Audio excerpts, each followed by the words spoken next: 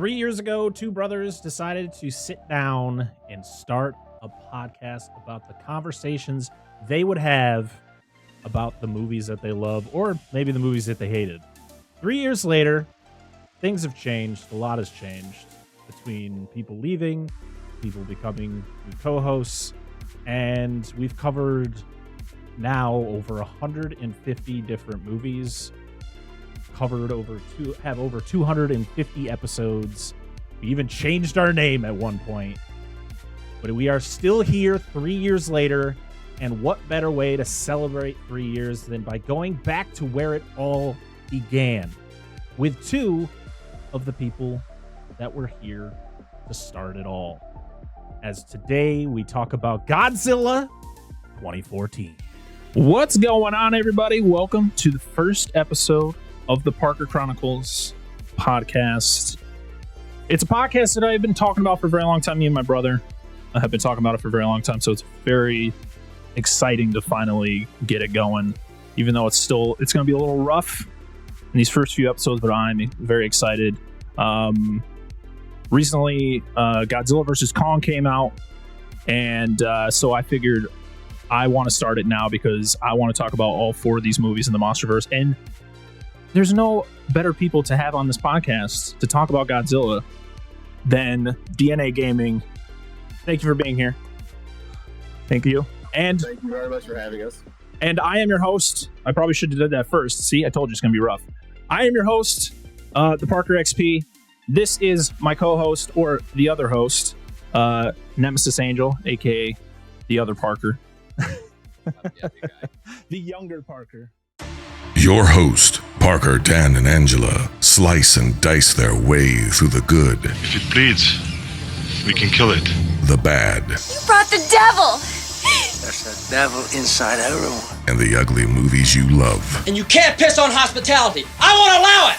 Hold your favorite films and franchises tight, because they aren't safe. In fact, it's already too late. It's time to dissect that film.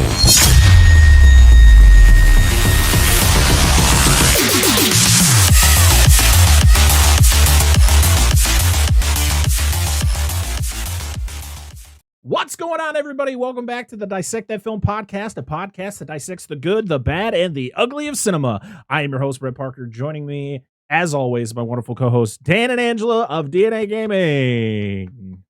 Hello. Do we even use that anymore? It just rolls off the tongue. I'll get back to it. Stop it. That's fine. Just keep doing it. Like, you guys still do? Like, throw me under the bus. Thank you. No. I'm just asking. That's not a bad thing that you never do. talk about it, but it's never brought up, so I guess it's not that big of a deal. It just rolls off the tongue. You know, I mean, it wasn't to slight you. I'm not going to use your actual last name unless you give me permission. But today, for one, guys, it's been 3 years. Can you fucking believe that? 3 years ago, today, as people are listening to this episode, is our official 3-year anniversary. And back when we started it, it was coming off the heels of the release of Godzilla vs. Kong. That was kind of where me and my brother went, hey, let's start a podcast. Let's talk about movies. And the first series of movies we decided to cover was the MonsterVerse because of Godzilla vs. Kong. So this is where we started. We started with this bad boy, the 2014 Godzilla, directed by Gareth Edwards. So sell out. I don't know. Keep going. I'm sorry. No, but it was our very first episode. You guys weren't even officially hosts. You guys were guests because we were talking about Godzilla. We had to have you guys on the show. That was kind of my whole idea. And now you guys are official co-hosts. You guys have been official co-hosts for like 2.5 years now, so it's been a while. And looking back and listening back to that very first episode, it's a rough one. I still don't know how to do audio, but it's definitely better than that first episode. I could barely hear my brother in the episode. You guys were kind of low, and I was really loud. And I never fixed it. And it was just, it's the first episode jitters, and also I didn't edit any episodes early in the in the show's run, so that was a thing. I could go back and probably fix that episode, but I said, you know what? We're just gonna do it again. We're gonna talk about this movie time capsule again. For one, it's a good time to talk about it because it is 2024, so that means this movie is now 10 years old. It is Godzilla's 70th anniversary this year. Won't be officially until November, I believe, is his birthday. November 3rd. And yeah, we're gonna be talking a lot about Godzilla this year. We've already talked about Godzilla X Kong since that was we're now coming off the heels of that. Mm-hmm. And yeah, it's been a wild 3 years of just talking about all sorts of movies, all sorts of topics, doing live streams, doing fresh cuts, doing TV reviews, just a lot of stuff, and even interviews. We've done not many, but we've done those as well. So a lot of fun we have had in the last 3 years, and hopefully we'll be here for another 3 or more. You know, that's one's hope when you do stuff like this. So as long as we're having a good time, why not keep the train rolling? Yeah, I thought one of us would have quit a long time ago, to be honest. I know it was probably going to be me. It was going to be me. I was like, all right, guys, it's time to hang up the whatever. No, this one. It could have been, but I'm still here. I'm still standing. Okay. That's as much as I can say. Yeah. Sorry. So, of course, we're going to be talking about Godzilla 2014, but it's also our 3-year anniversary episode. So we're going to be reminiscing about kind of the fun we've had over the last 3 years. Maybe share some fun memories if we can remember certain episodes that we've done. Maybe our favorites. Maybe episodes we'd like to see do this same treatment to in the future, especially those early episodes. That's kind of another reason why I wanted to do this one again, because you know, maybe people haven't heard that we've done the original MonsterVerse movies and are like, oh, you guys cover that? And it's like, yeah, but don't listen to the very first one. Listen to this one. It's nice and fresh and new, and we sound a little bit better as podcasters. We talk a little bit better than we did before. Boy, I listened to I listened back to our Godzilla versus Kong episode a couple weeks ago. And boy, I say still, like a lot in episodes, but I'm able to edit those out. I say a lot in those early ones. It's like every other word. I'm like, wow. Fuck yes. That is rough. And I would understand if someone listened to that and went, wow. I don't know if I want to listen to any more of that. We need an counter for just this episode. Seriously. I mean, don't get me wrong. It's probably going to happen. Will be said. But we are people high after school. all. Economics, our teacher would ding us every time we said or paused, like, and he had like a little bell that he would hit, and I'm like, stop it. Like is another one that is said a lot by me. It's filler. Yeah. It's filling dead air, man. That's all. Like totally, man, totally. So, yeah, it's 3 years. It just blows my mind that this was something that you guys weren't even involved in the planning process of this show. You guys were guests and then brought on later to be permanent co-hosts when my brother left the show. And it is just kind of, I mean, and the thing is that it didn't really change. Like, we just kept the show going exactly the way it was, except for we brought you guys in permanently. And we changed the name because it just didn't make sense to keep the original name, because it made more sense to how it was before. And Dissect That Film in September of 2021, Dissect That Film was born and has been going ever since. And we've, seen a lot of growth. We've met a lot of amazing people who also do this crazy thing called podcasting. We've met a lot of people who just love talking about movies.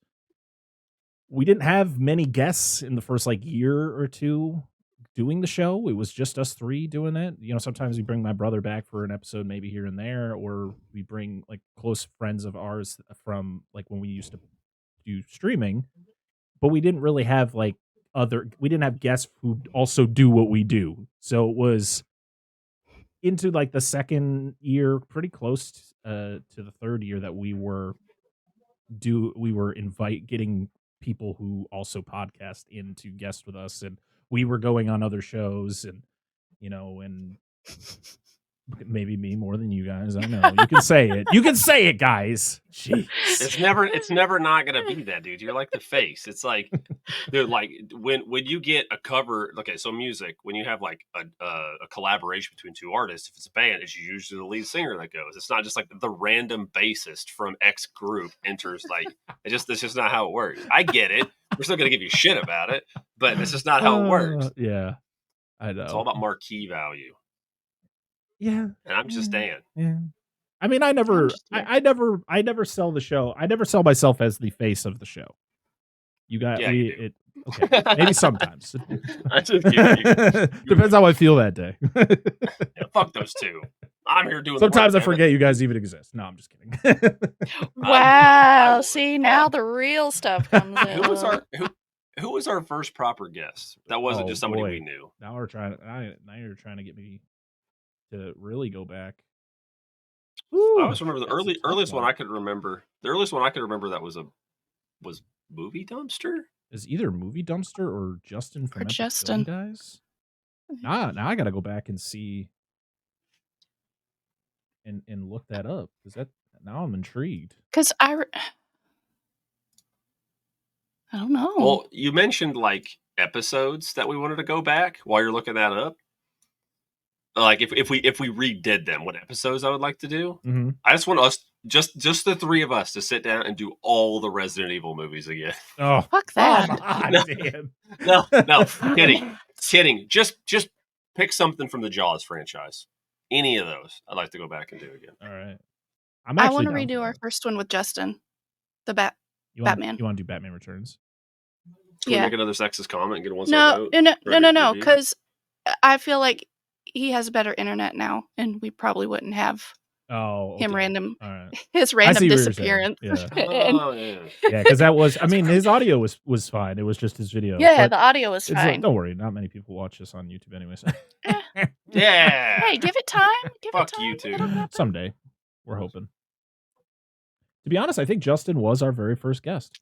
I'm going back through all the episodes, and like I said, we didn't have guests on for quite a while. And Justin from Epic Film Guys 2 years ago for Batman Returns was our very first guest. Hell yeah, dude. But that, and he was a good time too. Oh yeah, I mean he's been on the show 3 times. Yeah. We've had Joe Lascola from Movie Dumpster on twice. Sean was on the first time we had Movie Dumpster on, then he wasn't able to be on the second time, but he was there in spirit. He was down fighting the anacondas. Fighting anacondas. Yep. You know. We've had Flicks and Friends, Dustin from Flicks and Friends on a bunch of times. He's like, I think out of all the guests we've had, he's been on the most. And we've had Allie from Quad Pro Quo on a few times. She was on my Last of Us series review. She was on with Tammy from Quad Pro Quo for Ready or Not, and then she came back for our late. As we're recording, it's our latest episode, but it's probably a couple episodes ago for Silence of the Lambs, which was an absolute blast, but also terrifying because it's a movie I love a lot, and sometimes I listen back on those type of episodes and I go, could have been better. Could remember those lines. Could have been a little bit better, but shit happens. Movie Dumpster was our second guest. Yep. The guys from Movie Dumpster, second guest on Anaconda, and it was a year later. We didn't have a guest on the show until a year later. I had Schoening on for the Halo series coverage that we did. Schoening, one of our buddies that we met through streaming. So not a podcaster, but somebody. He's still a friend, though. He's still a friend, yeah.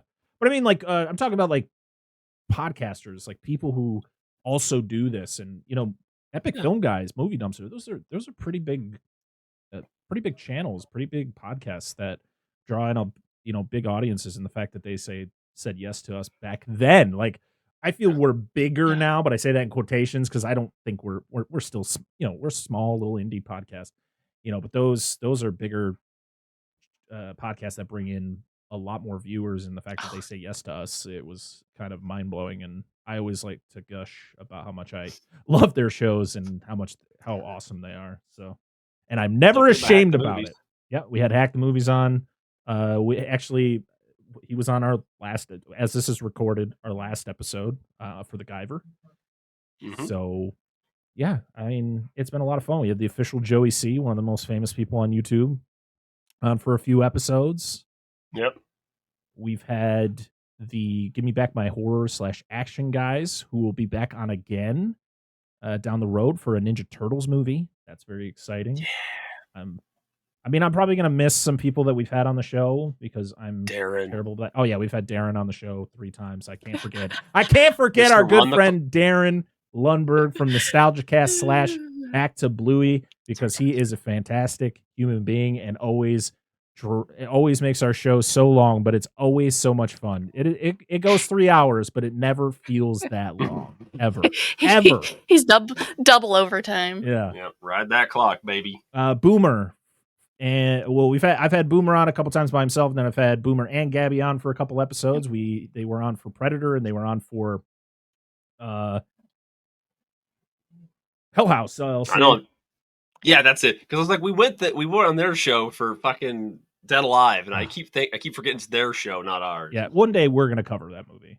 I kind of want to give it a nice gap, though. I don't want to like cover it soon because we've already talked about it. To kind of give it some time. We had Dustin from we also had Dustin from the Baron's Hideout podcast, somebody who we need to get back on because it's been way too long. We talked about the House of the Devil from Ty West back in 2022. The first time we had Dustin from Flicks and Friends, he was on for Behind the Mask, The Rise of Leslie Vernon, which is a movie I still need to buy physically because for some reason I keep seeing it and I'm like, oh, it's cheap. Maybe it'll go down in a couple weeks and it goes back up to like $25. I'm like, all right, I guess I gotta wait again.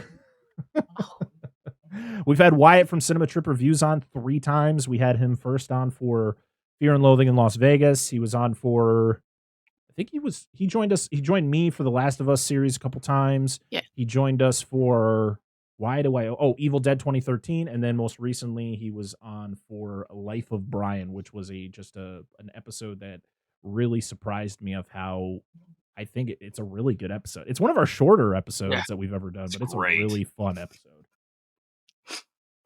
Let's see. We've done some interviews. We interviewed Robbie Walsh, who directed a fantastic little film called The Letters, a very impactful movie it's a movie that I don't think we would have ever covered on the show because it's just not part of our, I don't want to say criteria, but not part of what we do.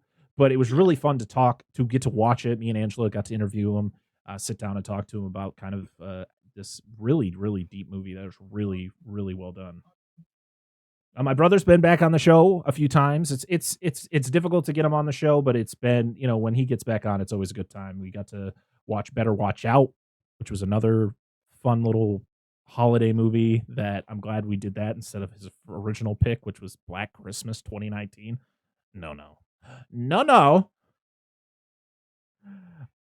We had Gerald from 2 Peas on a Pod, which is another guest that we need to get back on the show. Him and his co-host Nick, who also runs the live stream for The Cure, which we are going to be a part of again in June. So stay tuned for that. That's going to be really fun. But yeah, we talked about Everything Everywhere All at Once. Really fun movie. I've had a few other podcasts on TV series coverages that we need to get on the regular series, like Joey DiCarlo from Soul Wizard Podcast. We had Justin back on for Spawn. I've done a couple of episodes with Brad. We did a Last of Us episode. We did Winnie the Pooh, Blood and Honey, the first one, and then he was on a core episode for League of Extraordinary Gentlemen. We first had Hack the Movies on for I'll Always Know What You Did Last Summer. Fucking show, dude. Jesus. What a way to get somebody who I really enjoy watching, a podcaster that I was always so nervous to get on the show. And I said, you want to cover this absolute dumpster fire of a movie? And he said yes. And it was a hell of a good time. I that's what I don't want to revisit, please. No. That was fucking that's a one and done.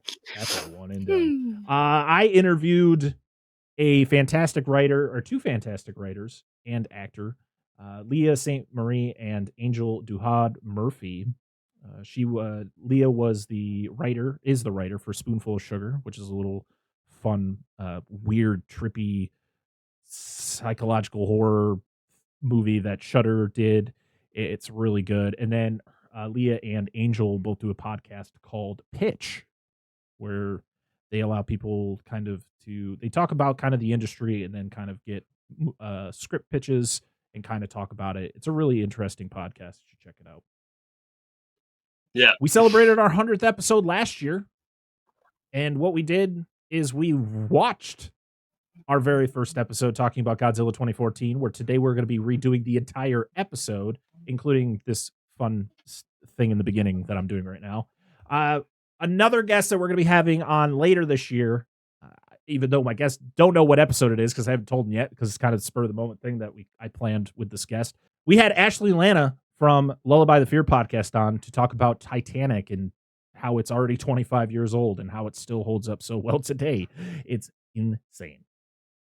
Then the ass cheeks on the glass. Don't forget about that. On the glass. One One of the best clips ever from that movie that we ever did for that episode was the ass cheeks. We did a really fun series that I kind of want to do again, even though it wasn't really well received numbers wise, but I really had a lot of fun with it. It was the Disney showdowns between live action and animated films. Live actions are never winning, but it was always fun to really look deep into those the original animated films and then their live action counterparts. There are a lot more out there we can do. So I think I'm going to put some poll up at some point to see if people are interested in seeing us cover more of those, even though people already know kind of how those go.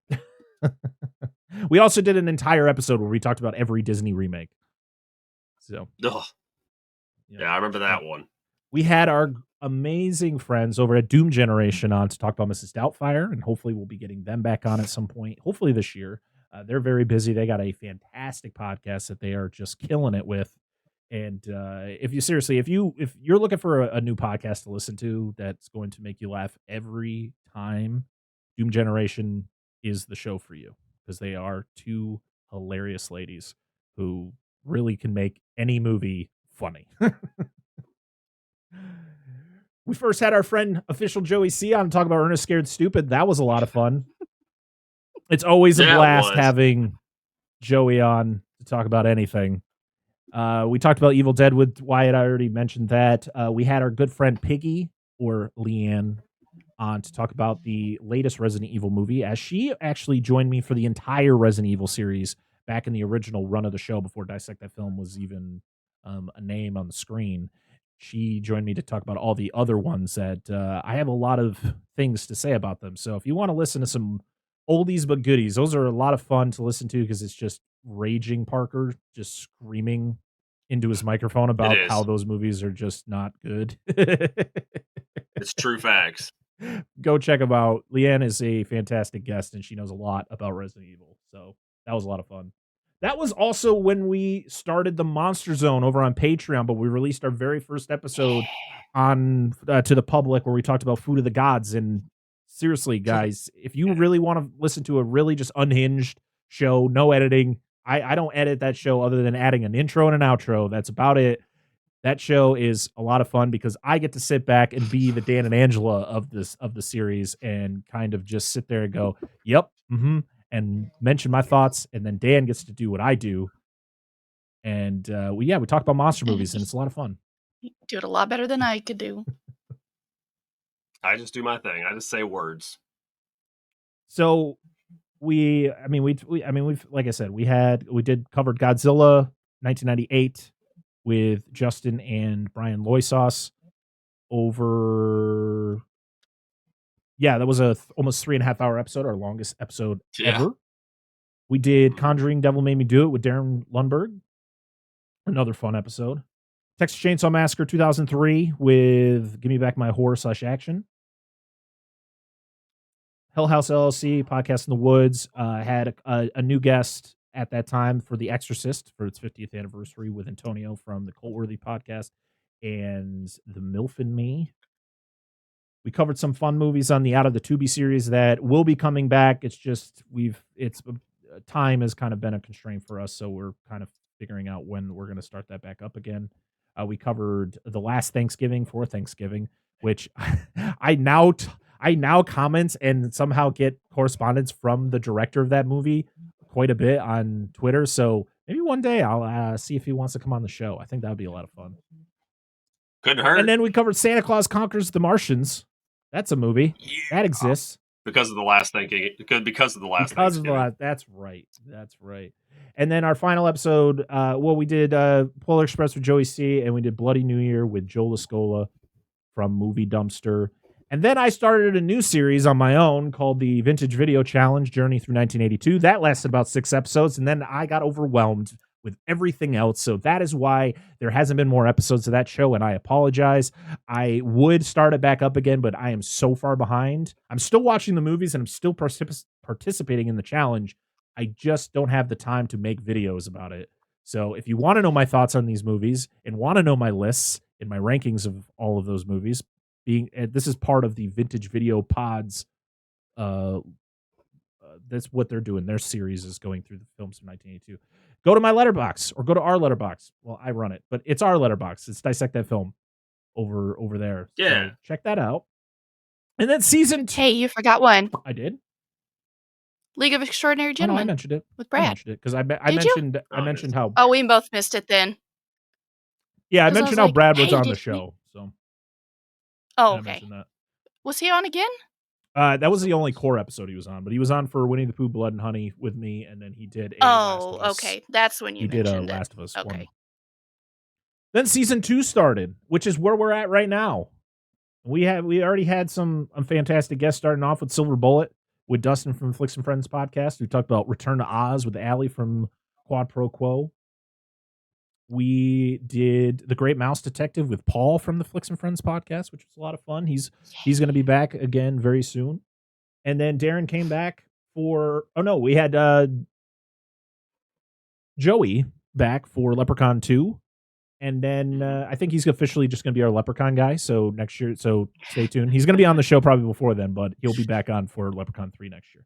And Darren Lundberg was back on for Big Trouble in Little China. That was a fantastic episode.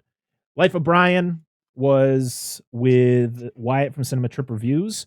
Then we did a Winnie the Pooh Blood and Honey 2 review with my brother and Dustin again from the Flicks and Friends podcast.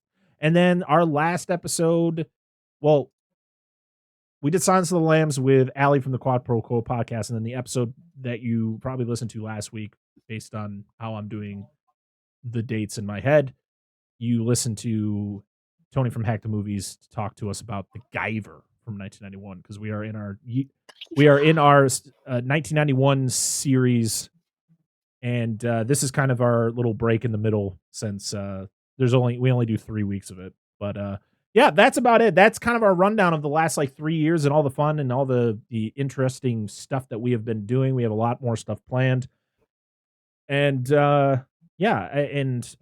don't worry, everybody. I will make sure that I put I've been trying my best to put the timestamps for everything we do in the episode. So on YouTube and on the podcast services, you'll actually see the different sections of the episode. So if you don't want to listen to any of the shit that just happened in this first half hour of this episode, you can skip it right to the point where we start talking about Godzilla 2014. Skip it. Because I guarantee people are going to be watching it or listening or watching going, the fuck is he going to talk about Godzilla 2014? Listen, it's our 3-year anniversary, okay? I'm just reminiscing. It's been a lot of fun, man. When are they going to get to the fireworks factory? The very best thing of all is there's a counter on this ball. I was trying to think of that, and I'm over here singing it, and I'm like, damn it, I can't think of the rest. For all of you remember, skip it. Oh, God. Is that the thing where you strapped it to your ankle and swung it around and jumped over it? It goes around. Your ankle. It just got America's youth. Yes. It got America's youth used to one of those things they put on people, prisoners. Oh, the ankle bracelets, yeah. Ankle monitors. There you go. That's what it's got you used to that for that. That's fine. It's all about third grade test scores, man. So, quick question. Do you guys have a favorite episode that you can remember? Probably one of the ones I wasn't on. That wasn't many. No, it's I don't know if I have one particular one, but the Guyver was really fun.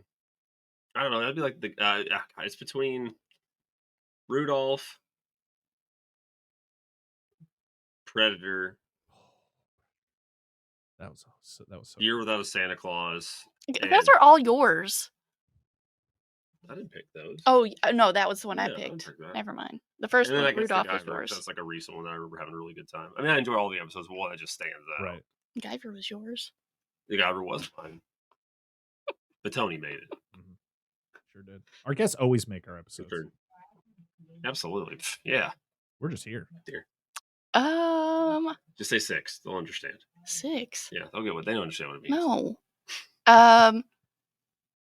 Probably either Phantoms. Oh yeah, that was a really good one. Yeah. Trick or Treat was fun.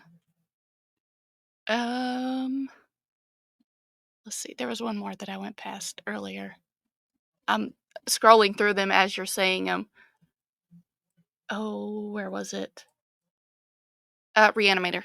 That was one I actually re-listened to within the last couple months, and I just was like, wow, that is a genuinely good episode. Like, it was smooth. I feel like I didn't have to edit that episode very much. It was just well done. And the funny thing is I've only seen, that was the first time I'd ever seen that movie. So it was very interesting because usually if I'm going into an episode having only seen the movie once, it's usually kind of rough for me because I'm like, I probably should have seen this more than once just to kind of get a better idea of certain things. But no, that episode is fantastic. For me, I mean, I've always stated Rudolph is my favorite episode. That episode is hilarious, is batshit crazy, and Year Without a Santa Claus is just kind of an added. I feel like you could just do those back to back, and they just feel like one cohesive episode. Yes, it's the sequel. Yeah, it's follow up. It's fantastic. It's so good. Yeah, Predator. It's like Troll and Troll 2. Yeah, Predator was Predator. Just kidding. Not even close. Sorry, I'm an idiot. Carry on. Predator was a fantastic episode. Phantoms, The Faculty was a good one. Going through the Batman anything movies. With Joey C. Oh, anything with Joey C. Yeah, with Joey C. He's so manly. Having Darren join us for the very first time, talk about an awful movie such as Jurassic World Dominion. That was a lot of fun. That was great. Having to put Brian Loisas through pain for 3.5 hours as he had to talk about a movie he utterly hates with Godzilla 98. It was a good time. It was a great time. It was an absolute great time. We got a cool shout out from them in their Godzilla X Kong episode that they just did. Well, really? By the time you hear this, it'll be a while ago. But yeah, because they were talking about the last time that he was on a podcast talk about Godzilla was when he was on ours. It was all bad things. Yeah. It was just bad things. Hopefully when November comes around, because I'll just announce it now, November will be Godzilla month because November is Godzilla's official 70th birthday. So we're just going to be dedicating the entire month of November to Godzilla. It's going to be a lot of fun. So hopefully we can get Brian back on the show to talk about a good Godzilla movie. Or maybe another bad one, but one of the Japanese ones. Yeah, Godzilla versus Space Godzilla. That's the one. Okay. Listen, I'm not well versed on the Japanese ones. Okay. I mean, we've already covered Shin, so that's a great one. Oh, we'll be covering a lot of those in November. Don't worry. I got mine picked. No, it's gonna be a lot of fun. I'm very excited for that month. But today, everybody, we are venturing back to the beginning of our show where we decided to sit down and talk about the Monsterverse and the movie that started it all, Godzilla 2014. We've all rewatched the movie once again. I've seen this movie probably 3 or 4 times since we did that episode 3 years ago. But what are our thoughts kind of coming out of our latest viewing? How are we feeling about this movie? They did Bryan Cranston dirty. That's always going to be it. They did him dirty, and the music is underwhelming, except for the title theme. I like the title theme, but the music is underwhelming to me. Yeah. And oh shoot, I was going to make some joke about getting more emotion out of one of the cars that exploded. We did out of whoever the fuck, I can't remember his name. Ford, yeah. He was named after a car, but that's not who I'm talking about. But oh god, it's gonna be. It's like the is Aaron Taylor Johnson improved from the last time we shit talked him for 2 hours? Probably not. It's like he didn't really cry in the movie. It was just one time where he kind of got like dust in his eyes and his mouth because he was in his dad's dirty ass apartment. Like, oh god, I'm good, and then just kept going. It was real emotion. Yeah. No, because he spent most of the time like dude, shut your mouth. Mouth. All I found was slack-jawed gawkers. Oh, Angelo, what about you? I agree, but it's because Bryan Cranston didn't bring the crystals, the blue crystals. We determined he's got to make it with. Yeah, what's his fucking buddy, his sidekick's name in that movie? Jesse. Or show. Jesse. We need Godzilla to make the radiation gobble gobble gobble. I don't know what the turkey stuff's about, but you know. The one Muto that makes the Mothra noise. There's a Mothra noise. Yes. Yes. Oh. Okay. I was like, wait a minute, Mothra's not in this. No. I still enjoyed it. It's a good, but yeah, it's still.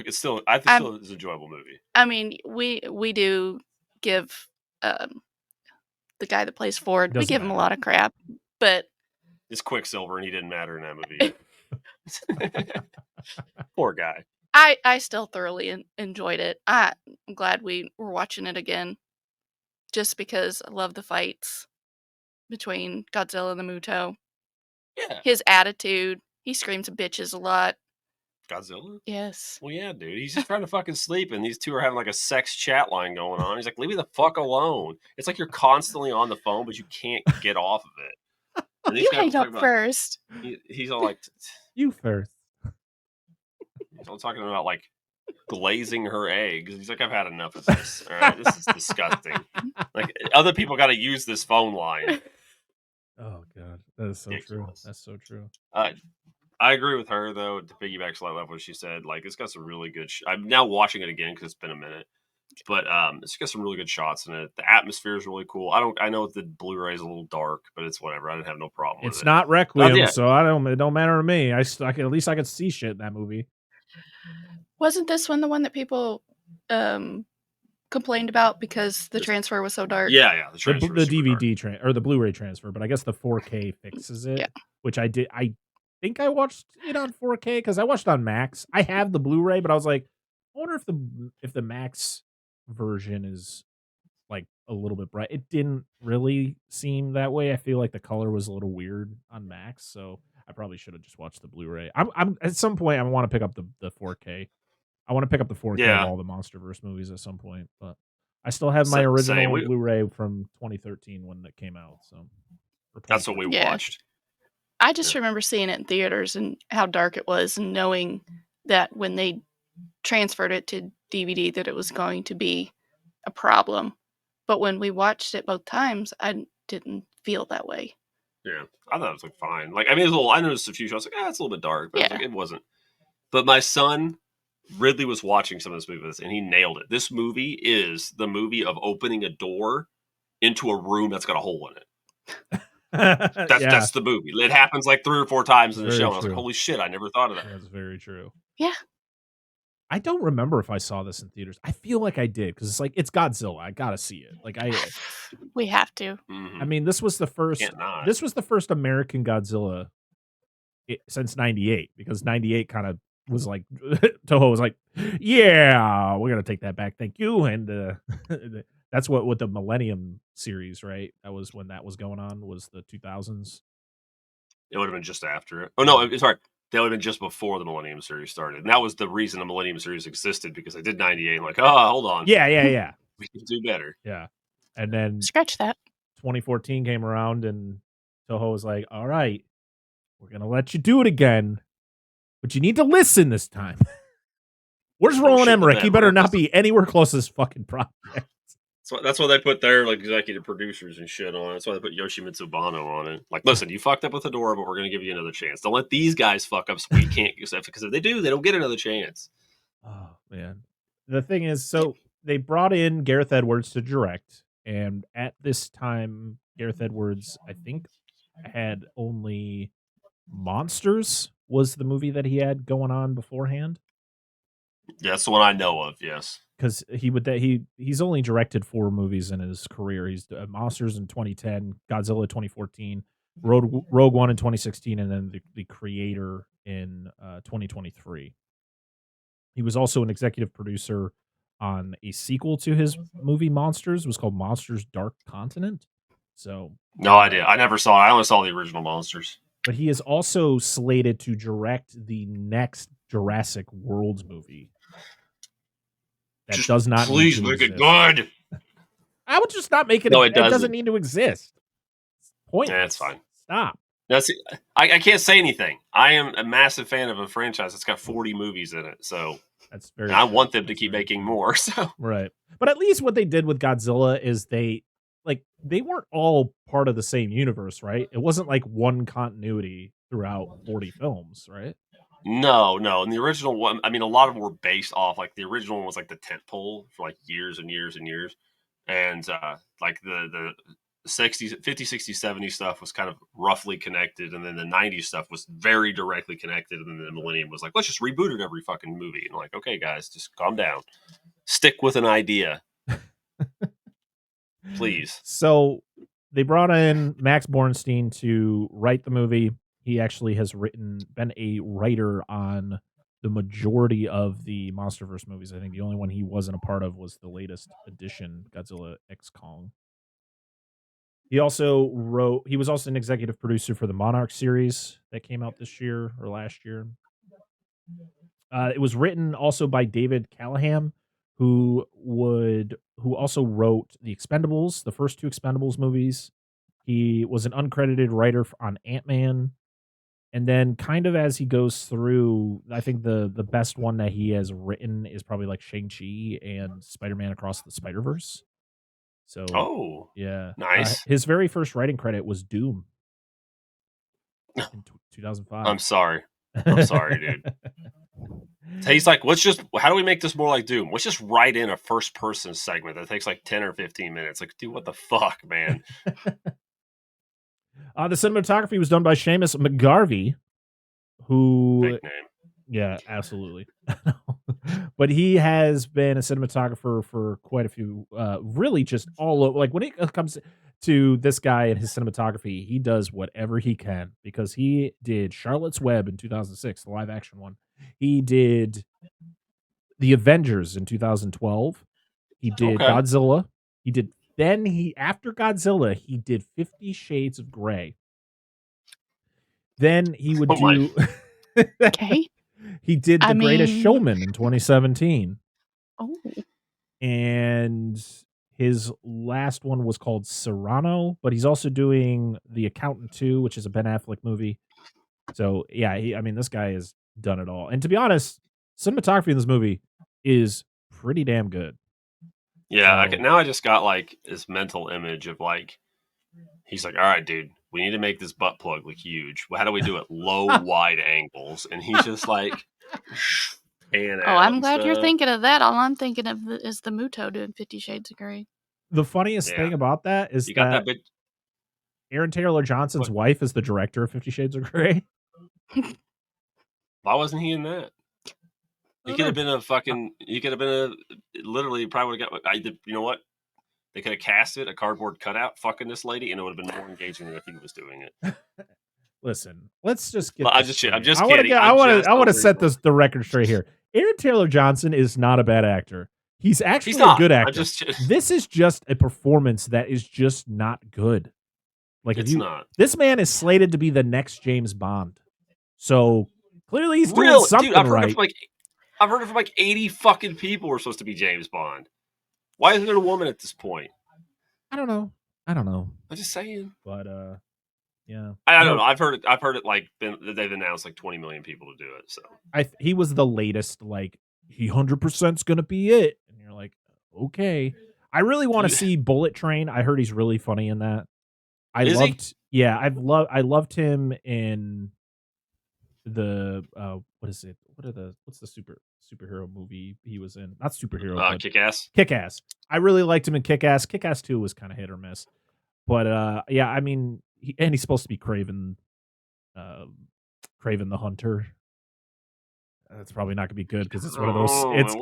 It's a Sony movie. It's a Spider-Man Sony movie without Spider-Man, so you know it's probably not going to be good. I just want to like wash my hands of it. Just I watched the trailer and went. Dude. I watched the trailer and went. Okay, we'll see how that goes.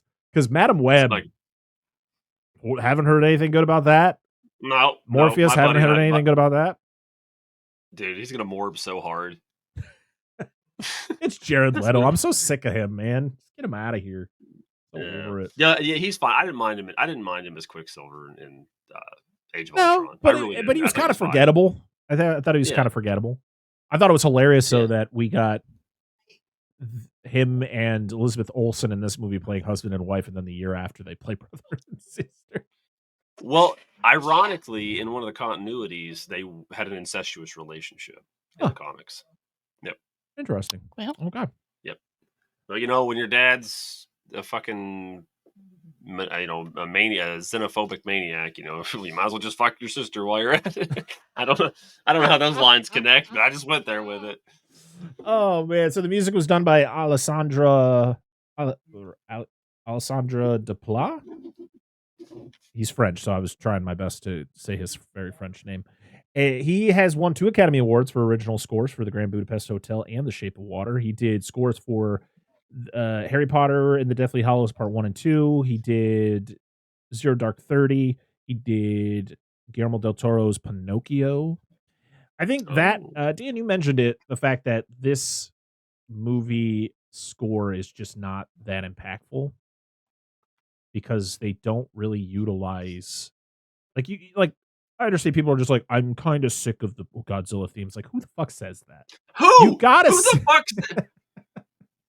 But so I feel that was the case. They were like, okay, we're gonna make we're making a new Godzilla movie.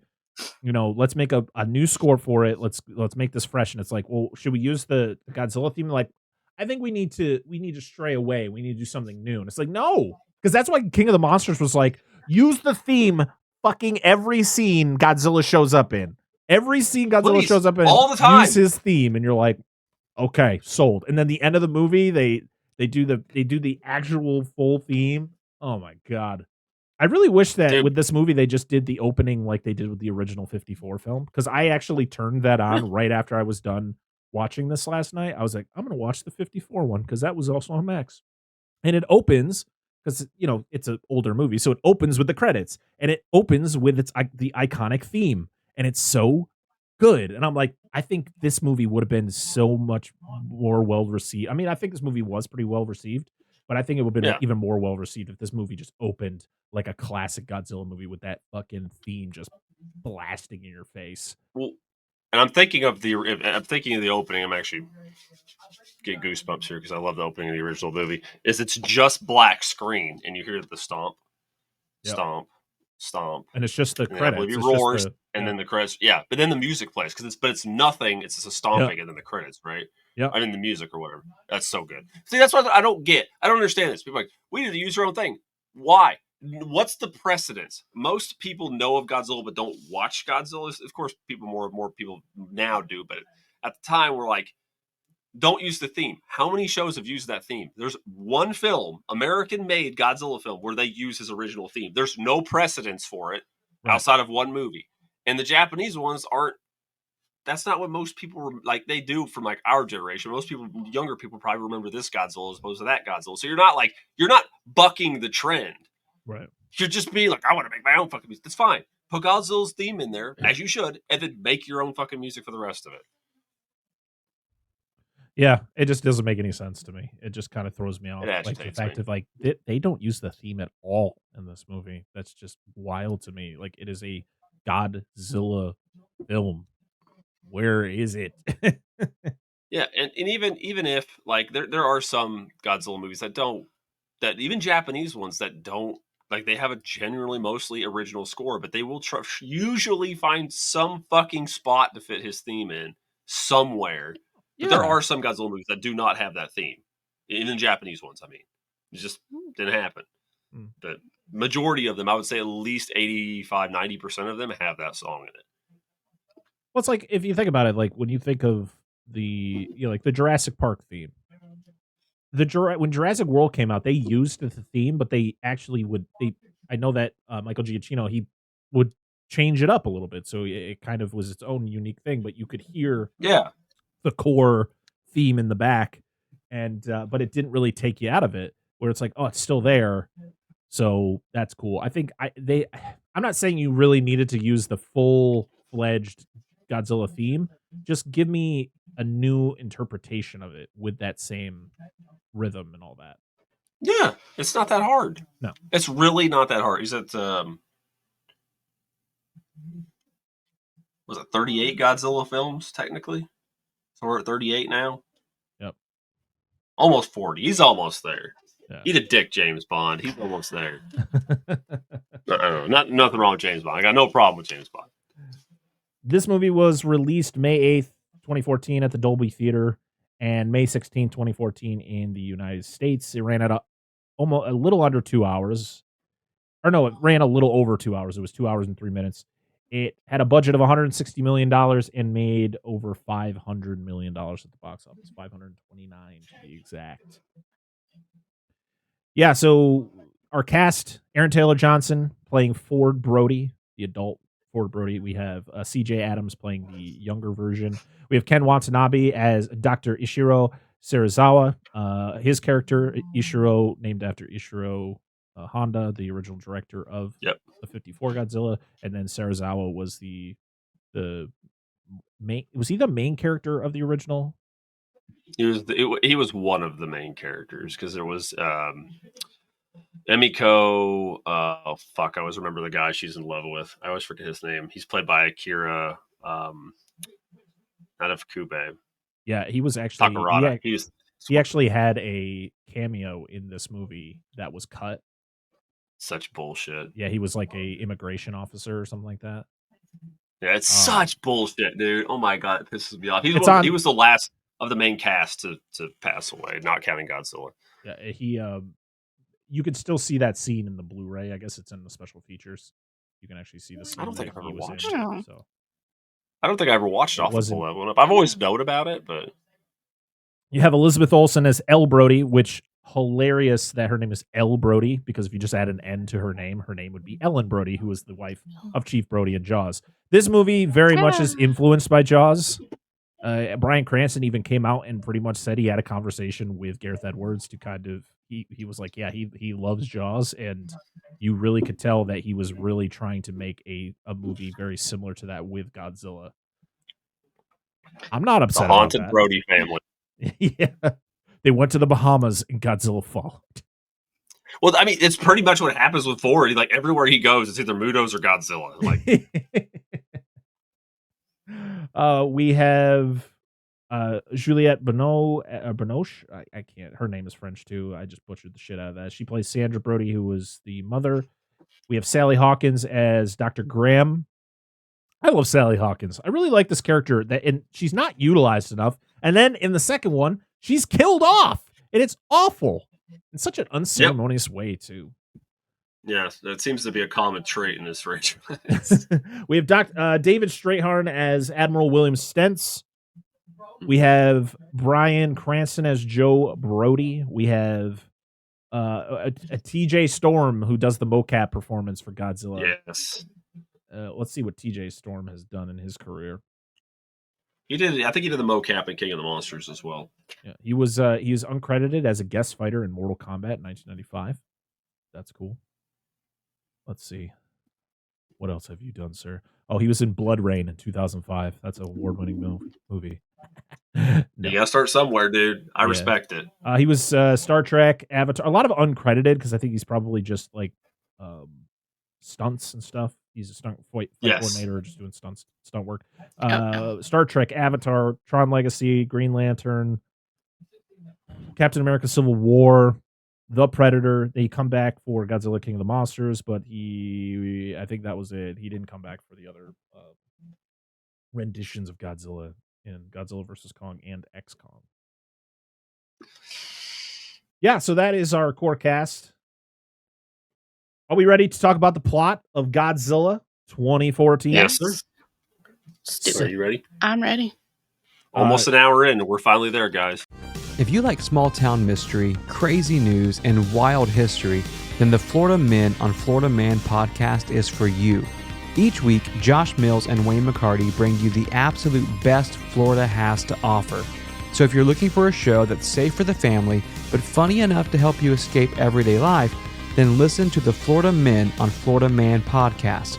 That's Florida Men, plural, on Florida Man podcast.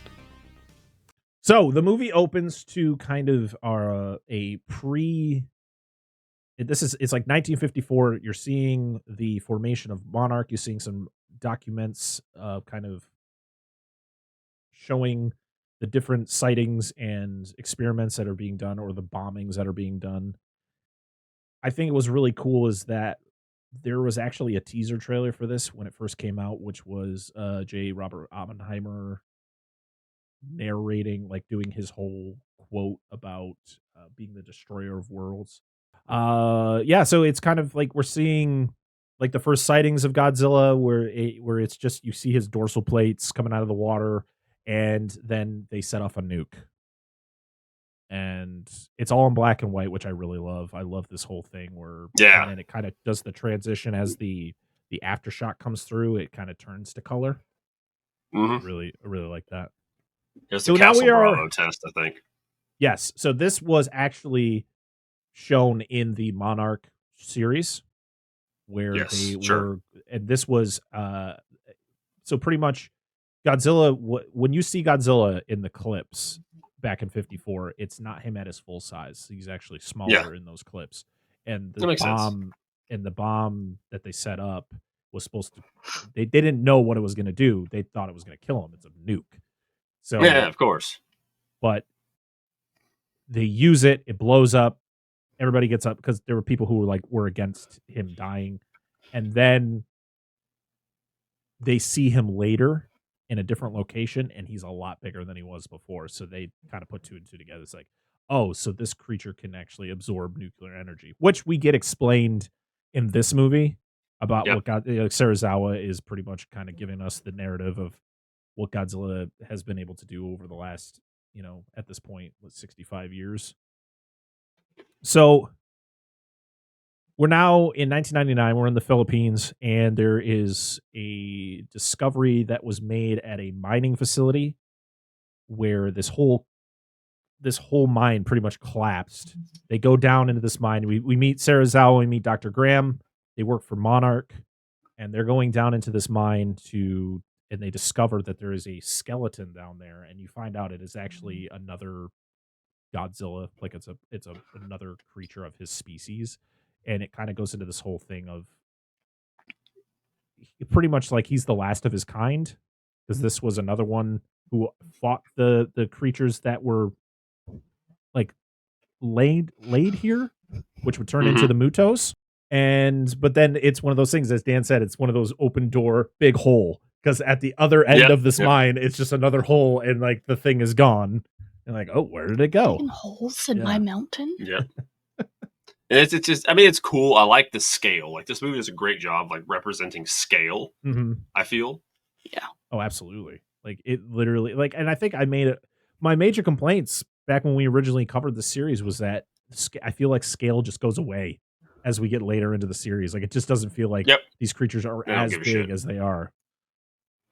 We are now in Janjira, Japan, and we meet the Brody family. We have Joe, what was the mom's name? I can't remember. I don't. Oh man, I gotta look again. Sandra, and little Ford. Because he yells it.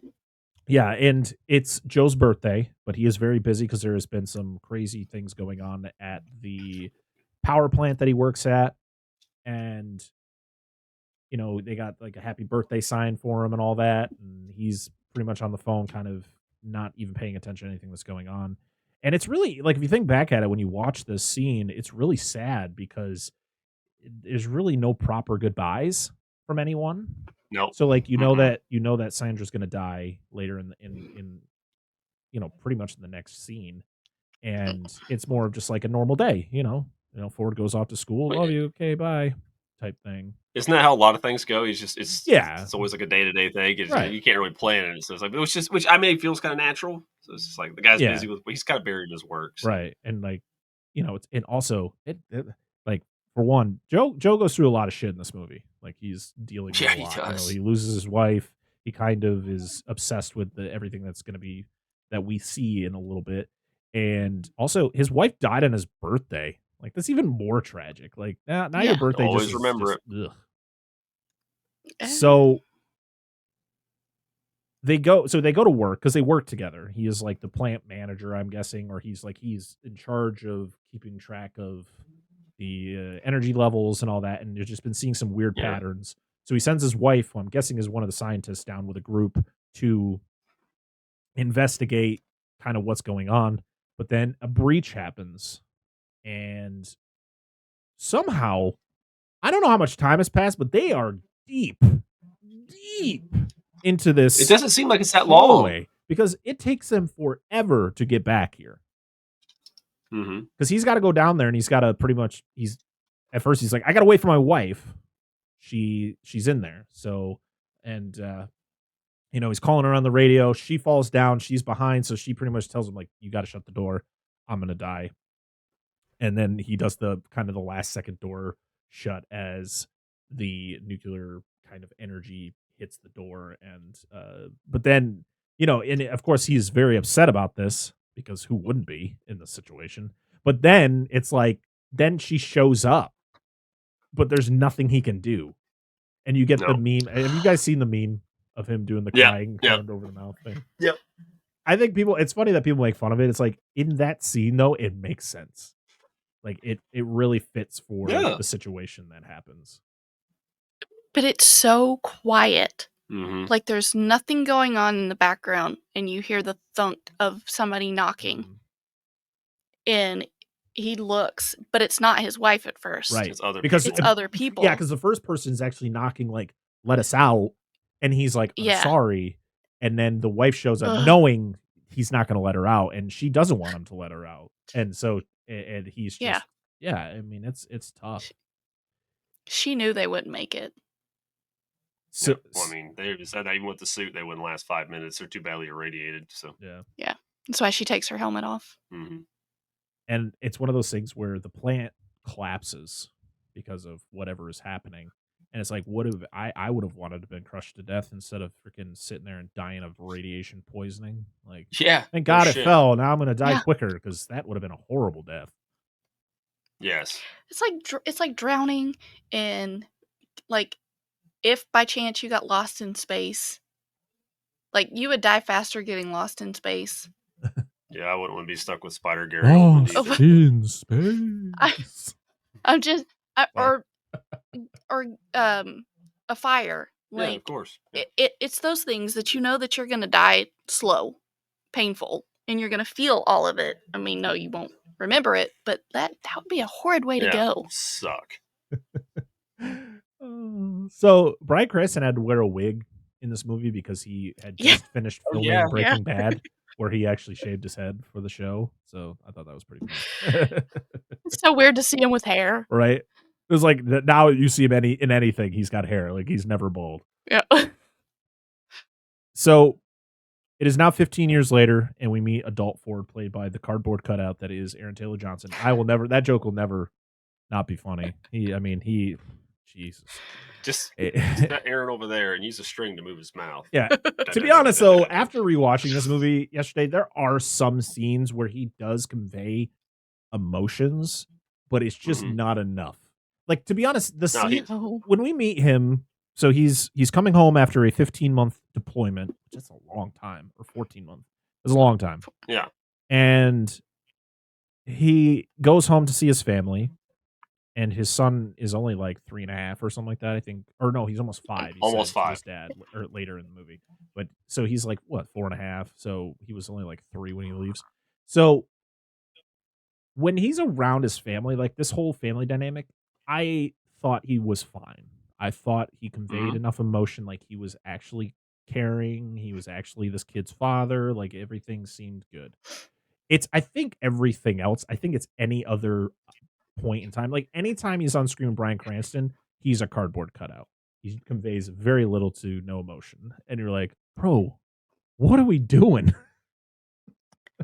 Listen, I know this feeling when I'm with people like you guys where I get along, not necessarily get along, but I know you guys well, I can chat. Yeah. But if I'm with other people that I don't really know as well, I'm just like... I get that, but I figured he probably wouldn't be like that being the job that he does. I mean, I guess you listen. I guess you can give him an excuse for being the way he is in this movie. We'll just say that that's the reason why. I mean, to be honest, I would love to talk to Aaron Taylor Johnson because I don't dislike him. I do think he's a good actor, but I really would be like, hey, what was your thought process behind your performance? Like, I'm not going to say like your performance sucked. I would be like, what was your thought process behind your performance in Godzilla 2014? I just really want to know. I just really want to know what you were how you got into that character of like just being that. just don't let him know about the first episode. Well, that's what I'm curious about. Like I've known people, met people that were deployed. They're not fucking zombies. Like they don't know how to interact with people. Like it's right. That's what blew my mind about it. I was like, it's like you said. I agree with. He's his family. He's mostly fine. His wife and kid. But like everybody else, he's just like. He's just an introvert. Well, I mean, there's we'll get to the scene later, but there is a scene where he is talking to another soldier, and it's kind of like it feels like a very genuine conversation that he's having. He's talking about like defusing a bomb or setting up an old school timer or something like that. I was like, oh wow, that's actually like his voice is like higher. He's like actually enjoying the conversation he's in. Like, I mean, listen, I don't know what he was doing, but it's just very flat for me. So. He's home after 15 months being away from his family, and then immediately gets a phone call that his dad was arrested in Japan for going into the quarantine zone because the town that they lived in is now quarantined off because the whole plant fell. So it's supposed to be radioactive. So Ford has to go to Japan to get his dad out, and his dad has been obsessed since the accident happened on like pretty much what happened, like the readings that he was getting that day.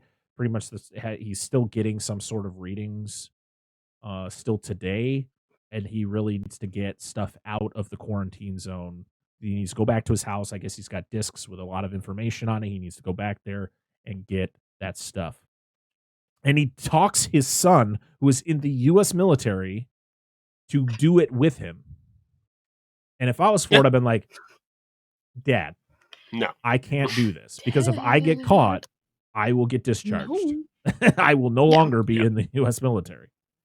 So they go in. I guess he has like connections to get himself into the city.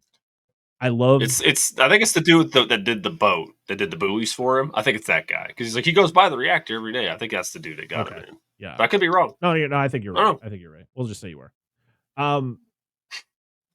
So they get into the city. I love the city shots of like pretty much everything being overgrown because it's hasn't been inhabited in the 15 years and kind of nature taking it back, which I've always enjoyed those type of things. That's why I think the cinematography in I Am Legend is cool because I love the fact of like just nature taking back, and that's what's happening in this. So they go in there and he takes out a Geiger counter and it doesn't read anything. So he takes off his helmet and finds out that the air is clean. There is no radiation here, which puts up more suspicion onto what actually happened 15 years ago. So they go back to the house. I do like the fact that Bryan Cranston finally gets to see the happy birthday sign that was made in the opening of the movie. Because he probably didn't see it beforehand because they were just all rushed out. So I thought that was a nice. Well, no, she mentions it in the car. No, like but he never sees it. So this would be the first time he actually physically sees it. So he knew it existed, but he just never saw it.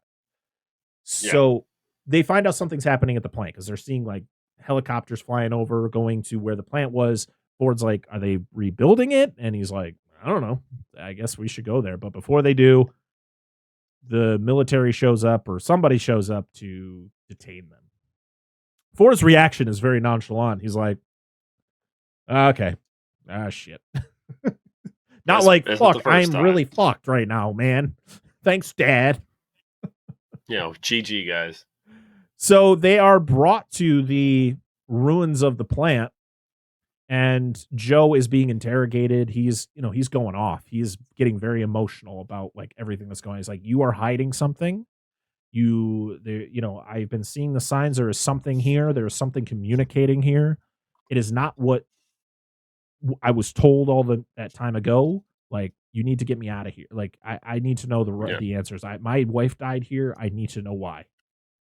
And this is when Serizawa overhears him talking about this. Ford is for some reason still in the back of the truck. Yeah, right. Stay there, they couldn't bother bringing them both in. Yeah.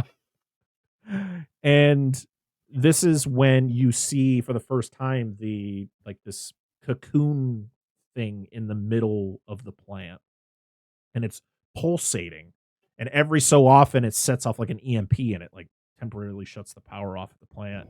And they've been timing how long it's been taking for it to do it, and it's been getting shorter and shorter and shorter to the point that it gets so short that's when the creature is born. And that's when Serizawa's just like, well, I guess it's done feeding now.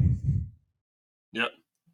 So they try to kill it. They have a whole safeguard around it. They got like these cables that go over it.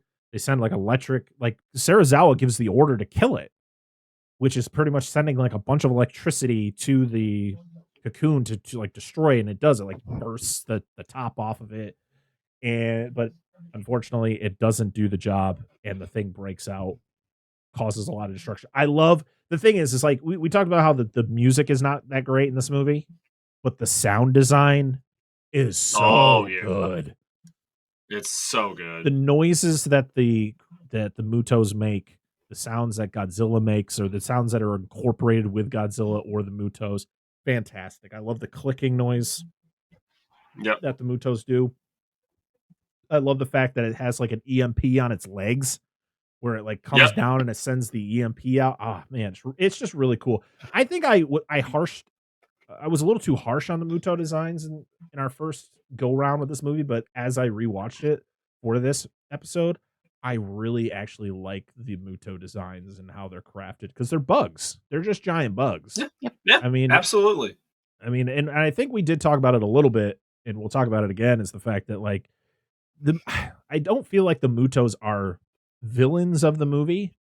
They're just doing what they're naturally supposed to do. And Godzilla's kind of just there in the way from what they're doing, or it's because it's also because of their size. They're just doing what they know to do. But just getting ass, baby. Yeah, clap them cheeks. So this thing causes mass destruction. Joe falls off a scaffolding, and the Muto flies away. The U.S. military takes over the next day. And Monarch is kind of on the sidelines now, like they're kind of taking orders from the military. And then we get to the part that I hate the most of this movie, and this fact that they killed off Bryan Cranston. He just dies. You spent this whole movie building him up, and he dies in the most unceremonious fashion. Yeah, and why?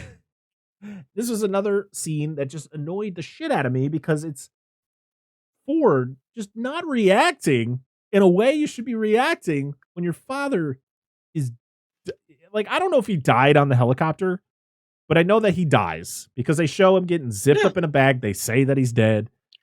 I don't know, man. I haven't really looked too deep into why. Like, was Bryan Cranston scheduled to go back to do something where he couldn't be a part of the whole movie?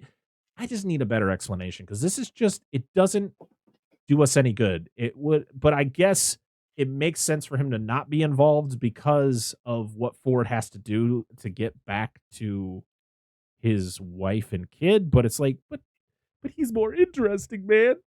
Joe is the more interesting character. Dude, all fucking Ford should have been was like a chaperone to get him to this point. Yeah. I would have loved to see Bryan Cranston and Serizawa interact. That would have been great. Yes. That would have been fantastic. And the other doctor, I can't think of her name. Graham. Yeah, those three. It was that would really have been fantastic. It was so underplayed, and it still irks me after I watch it for the 10th time. I need to see him plead his case to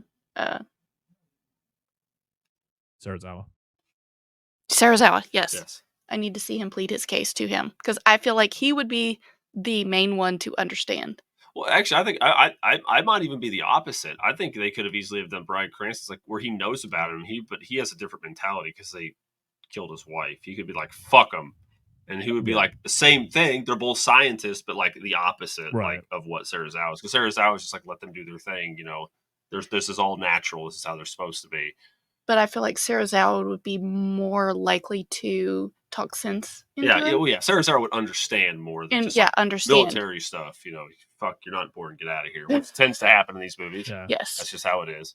And you could have kept Ford, had him do stuff, had to have some involvement. But it just didn't feel natural. It's like you were building this up because he's the guy.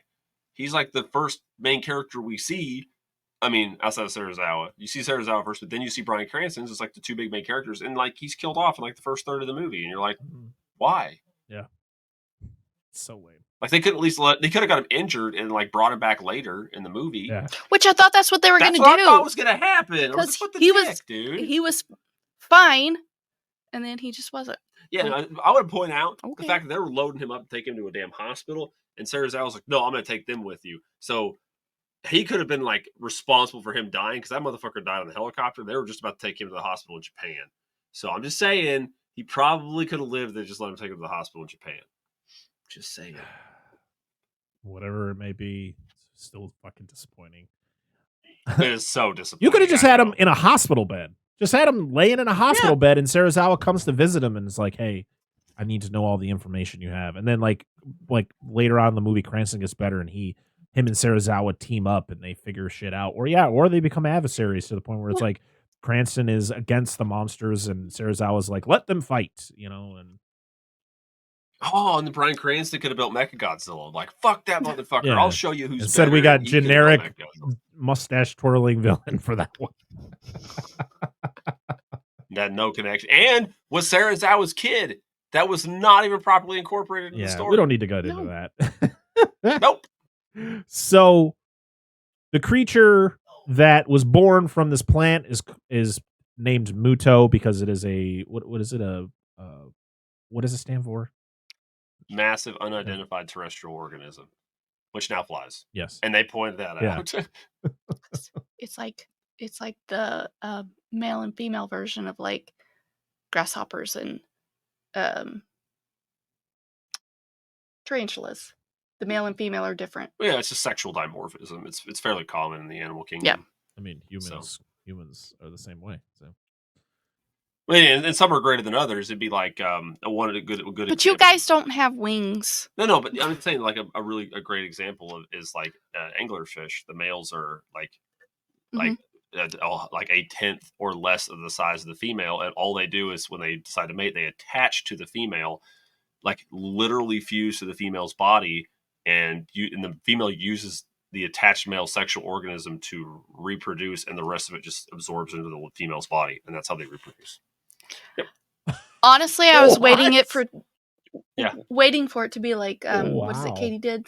Yeah. That as soon as the female's done reproducing, it just like detaches the head. Like, bye, male, you're done. Yeah. Or there's a species of spider that does that where the males, it's Dolomedes tenebrosus. It's a species of water spiders. If you know we have a pool and you always got those really big spiders, like wolf spiders, those are usually Dolomedes. But they will, when they go to reproduce with the female, when they actually perform insertion and ejaculate to the female, they die.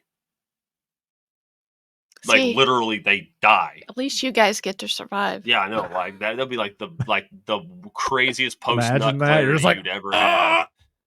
Fucking cry. Like the best nut ever, but then you're dead. Like they don't eat your head. Like one of our guys in our lab, I used to work at. We used to study these.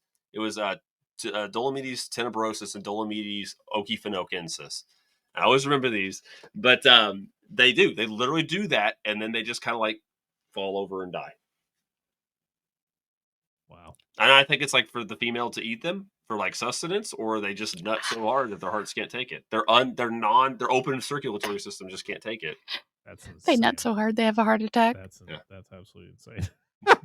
Listen, when he worked in the lab, I actually got to watch several females kill the males. Yeah, or they'll do the drums. They dance. Spiders. Anyway, keep going. The females they're intense. Yeah. That's wow. You learn something new every day, guys. Here we are. So Ford meets with Serizawa, and Serizawa and Graham kind of break down. Yeah, the car breaks down the kind of the history of Godzilla and like how he was pretty much created and what they tried to do to him and how long he's been around and he pretty much explains that these Mutos are adversaries to his species, and they found a skeletal, like pretty much a fossil of a former Godzilla creature. Like, here's the thing: do you ever get told, like, is he have a named species, or is he just? It's just a Godzilla species. At one point, I believe they had one for him, or there is one floating around somewhere, but I don't really know. No, I don't think in this movie it's just Serizawa saying another Godzilla. Yeah, and in the Heisei era, he was Godzilla was spawned from the Godzillasaurus, which was the dinosaur species. I don't know. That's made up. There's probably more. I don't fucking know. It's had time traveling. There was a robot. I don't know. There's been a lot of time travel. What the fuck you want from me? There's been time travel. There's been the freezing aspect of it, where he got frozen with Mothra on the island with the. Oh, that's where they caused nuclear winter on the fucking. Yeah, that's why I was like, Son of Godzilla is a Christmas movie because it snows at the very end, and he body slams the fucking giant Kamacuras, the giant mantis. There's been all kinds of things that have gone on. That's funny. Yeah. I'm surprised there hasn't been. He's been in space for you, say. No. He's danced on another planet. I'm just going to tell you it's happened. Yes, there's been a lot of dancing. Carbonite. Freezing carbonite? Yeah, I'm surprised he hasn't been frozen. He was frozen. Yeah, in 1995. Not. I mean, like into a block of ice. He was frozen. Not a block of ice. I'm just in a block of like metal or something. No, thank you. No, it's coming. So, I guess originally in the script they were going to have Godzilla be frozen in a glacier, and that was how they were going to discover him. But I guess because of Man of Steel and there was the elements in that movie where there was the ship, I think, the Krypton ship that was in the ice or whatever that he discovers. I think they didn't want to play it too close to that. So, oh, that's interesting. It's just the fact that he's just out there. Godzilla's just out there, but he stays at such deep depths that he's never really been seen. Like, he's a rarity to see because he's also more amphibian than he is a reptile because he has gills, so he doesn't have to come up for air or anything. So that's why he's rarely seen. Well, and I think that's also an inspiration because I think we got something similar to that in one of the other movies. In the original, the original King Kong versus Godzilla, he emerged from an iceberg at the beginning of that, but that's also a connection to the previous film that we won't go into. But yes, there's precedence for that too. I don't know if that was the reference. Maybe the guy's like, I love King Kong versus Godzilla. He just needs to go find him a ring of fire that he can nap in. Well, he does. He's got that nuclear temple. I mean, he's like, oh, let me turn down the thermal nuclear reactor tonight. It's a little warm in here. Go ahead. Go ahead. He's got to find a Coliseum somewhere. Yes, it is. It has to be. A little too much radiation today. We have precedents for that in King Kong versus the New Empire. Yeah, because fucking Tiamat hangs around in her fucking Kryptonian radiation palace, and Godzilla just goes in there, and fucking slaps the shit out of her. You're convicted. I thoroughly enjoy that. I won't get too far into it. Just the fact that when he defeats Tiamat's fucking sweet. That spoilers, he turns everybody. Spoilers purple. For Godzilla. Don't. Yeah. Just Kaioken times 4. I love I just love that. Yeah, it's cool. I mean, I love it. It's just cool when Godzilla does anything, to be honest. Yeah, I mean, literally. It is. Even when he does drop kicks. Yeah. Slides on his tail. He needs to absorb King Ghidorah and grow extra heads. And another tail. Manga. Dude, does it exist in a manga? I don't even want to get into it. So Ford is then sent off to Hawaii because he's going to pick up a plane to go back to San Francisco to be back with his family. They find out that something has responded to the Mutos' call. So they're like, what is it calling, though? You know, who is responding? We need to figure that out. They then are told that there is a missing submarine, a missing Russian submarine somewhere, and there's a missing nuke because it was on the sub. And they're like, why are we wandering through the jungle looking for a missing sub? And then what do they wander upon? A gigantic submarine. A gigantic submarine just landed in the middle of the jungle. And then yes, they see I think a plane goes by and you see the Muto getting into the side of the sub and pulling out a nuke in its mouth looking like a pen. Hey, you got to eat, man. Oh my god, it's so funny though. I just love that one guy's like, "What are we doing in the middle of the jungle looking for a submarine?" Like, their whole mating call thing that happens between them, I'm like, guttural noise they make. Hello? I kind of like it. You don't like the noise the Mutos make?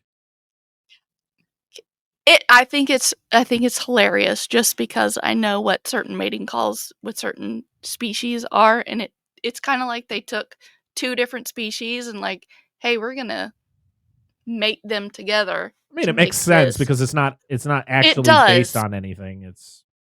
It does. It's just funny seeing them. When they get together, you get all sorts of like. Well, it's like the that popping, crackling sound they make when they yell. Like, yeah, they're Eskimo kisses. They're in love, all right. I know. So I just find it hilarious.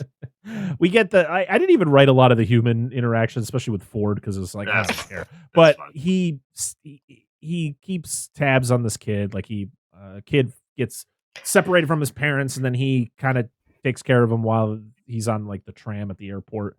But something is happening, and you get an EMP burst. The Muto sets off the EMP burst. All the power goes out.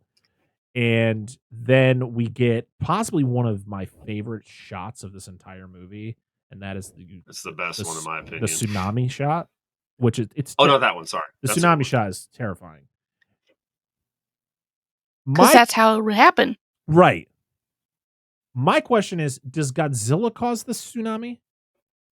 Yeah, I believe so. It's supposed to represent him coming to shore because he's displacing all the water. Okay. Even though that wouldn't actually happen. He's not quite that big to do that, but that's because the Muto's not doing it. Right. Muto's already on land. He's on that same island. It's not. But if he is in that exact area, could he? I don't know. That seems like a lot of water to displace to do. Yeah, because that's like that's like a massive tsunami that he caused.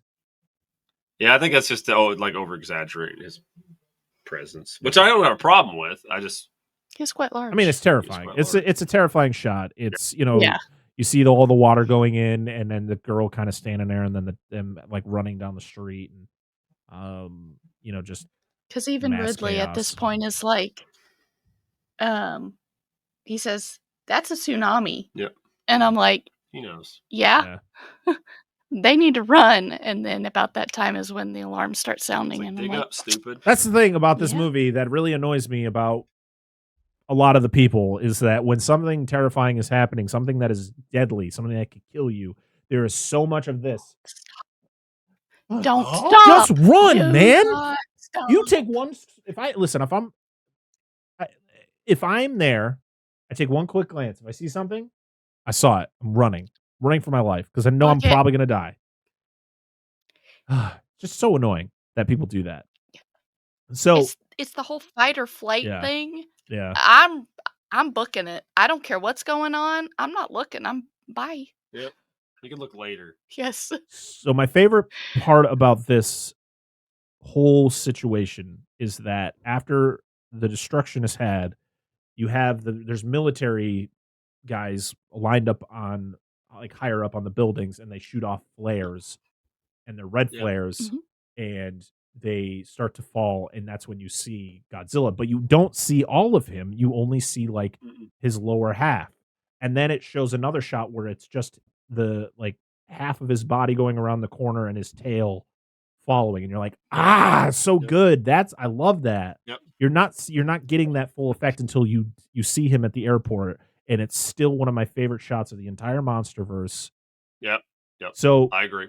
They get to the airport, the power goes back on, and when the power comes back on, it shows that the Muto is at the airport, and the Muto is causing destruction. It is ripping the end of the car, the tram off. It is throwing stuff into planes, causing mass explosions. But this is when you get to see big old G-Man, when his big old thick thighs, and you see him outside the window of the airport, and he steps, and I love the sound that's associated with Godzilla in this movie. It's like that weird low rumble, kind of sounds like a radio rumble that like follows him, and it just slowly pans up, and then it's him, and then he roars for the first time, and his roar, I don't know. I love the OG Godzilla roar. This is my favorite Godzilla roar. I love it. I love where it's the scream, and then it's that like low guttural as he's like, it sounds like he's breathing in. Mm-hmm. Yep. It's always been my favorite. I love it. I know that it's one of my favorites. I can say that. So Gareth Edwards was given the original, and then I guess he experimented with like 50 different roars, and then it got to this. So the original roar is incorporated in this in a way. Yes. You can hear it. Yep. But I do like the fact that it's not the exact roar. Yes. What were you going to say, Dan? I will say, I was going to say, I agree with you about this being the best shot in the movie.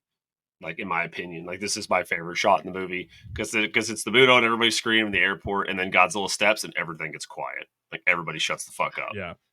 I'd still be running. No, I know. Oh, absolutely. But like, everybody shuts the fuck up. But this is one of my biggest complaints with this movie. One of several we've mentioned is I love how Gareth Edwards did a really good job of teasing Godzilla, but then he doesn't stop teasing Godzilla after we've seen Godzilla. And it's like, TV. They're going to fight. No. They're going to fight. No. They're going to fight. No. Stop. They'll fight at the end. Wait. Like, it happens. Like, he literally does it like 2 or 3 times. Like, after this, like, they're supposed to fight, and they're like, and then nothing, and then nothing. And you're like, guys, just, we know what Godzilla looks like. We know what the Mutos looks like. I understand you want to build this big finale. Don't dick us around. That's what I feel like he did with Godzilla for the second half of this movie until we got to the final battle. It's those military movies where you see the final fight, and they're like, hold it. Yep. Hold, not yet. And they're like, okay. Yeah. Well, I think it's the Jaws thing. They're trying to hold it out because, like, Jaws, but this isn't a horror movie. Yeah. That's not what we're doing here. Like, it doesn't work, in my opinion, for Godzilla. But yeah, because it's one of those. The beginning was fine. Yeah, I mean, the thing is you get so excited because there's gonna be a fight, and then you're watching the fight from TV, and you're back. Or just a few snippets. Yeah, you're back with the Brody family, the wife and the kid, and the kid is actually watching it happen on TV, and he's like, "Oh, mommy, dinosaur." And you're like, okay, I guess that's cute, but it's like, I want to see these freaking things fight. And it happens again later on where you're like, come on. Yes. Dude, fucking stop. So Ford of course, can't get home now because of what just happened. So he decides he's going to join a transport that is going to transport a nuke to San Francisco. So like that's going to be his way. And also, his job in the military is as like a bomb defusal EOD. Yeah, so he knows a lot about bombs. So he's going to be some help. Serizawa goes to Nevada because that's where he thinks the other spore was put. Or no, he knows that's where the other spore was put because when they go in 1999, when they went to when they found that tunnel that was built, there was one missing, but there was one still there. Or one was open and one was still there. So they took the other one, though, and just thought it was nothing. So they threw it in like the nuclear waste disposal section of like outside of Vegas. Because that's safe. Yeah. Yeah, the Yucca Mountain Range or something like Yep. that. And so they go in there, and again, it's another open door, giant hole in the wall. Yep. I do like though where you don't see the Muto, the new one, like instantly. It's when a guy looks through his binoculars, and you see it like kind of hazy walking towards Vegas. Yep. Again, it's fine. Again, we then go into the casino where like people are playing, games, and then all the power goes out, and then the Muto just crash. I love how the Muto just crashes in there, and they think like people think they're gonna get eaten, and it's just the Muto going, "Sorry, I'm quite large." Shit. Nah, it don't fucking. No, it probably doesn't. It just You kills can people on hear accident. but you can hear people in there, gambling and everything, and the power goes out, and they're like, "Oh." That's when looting happens. Yeah. Are you kidding me? That's what it's like. Because again, we get another open door, big hole in the wall because you got the firefighters going into that hotel room, and they open the door, and it's just the whole room is gone. And we get our Elvis cameo. Oh yes, on music. Sorry. Yeah, I literally said, "Welcome to the nuclear waste dispository. It's empty." The second Muto makes its way through Vegas with some Elvis. Yes. So this is when the military is trying to figure out what to do. They're like, we have a plan. We're going to take a nuke. We're going to put it like 20 miles out to sea outside of San Francisco. We're going to lure all three of them, the two Mutos and Godzilla, out there. We're going to set off the bomb, and you'll have minimal, casualties or damage to the city. And Serizawa's like, I think you should just let Godzilla do what he's supposed to do, because Godzilla is here for a reason. He heard the calls, and he pretty much is the protector, so he is going to stop these things. And they're like, I like the commander there. He's like Admiral Stentz. He was like, yeah, I believe you. I think your idea is probably the way we should go, but kind of got to listen to the higher ups here and go with the nuke plan.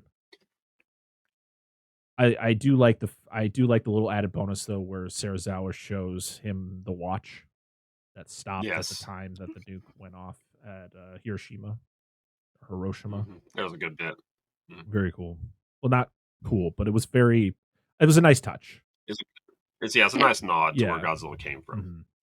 So we are now in California, Lone Pine, and it is time to transport this nuke to San Francisco.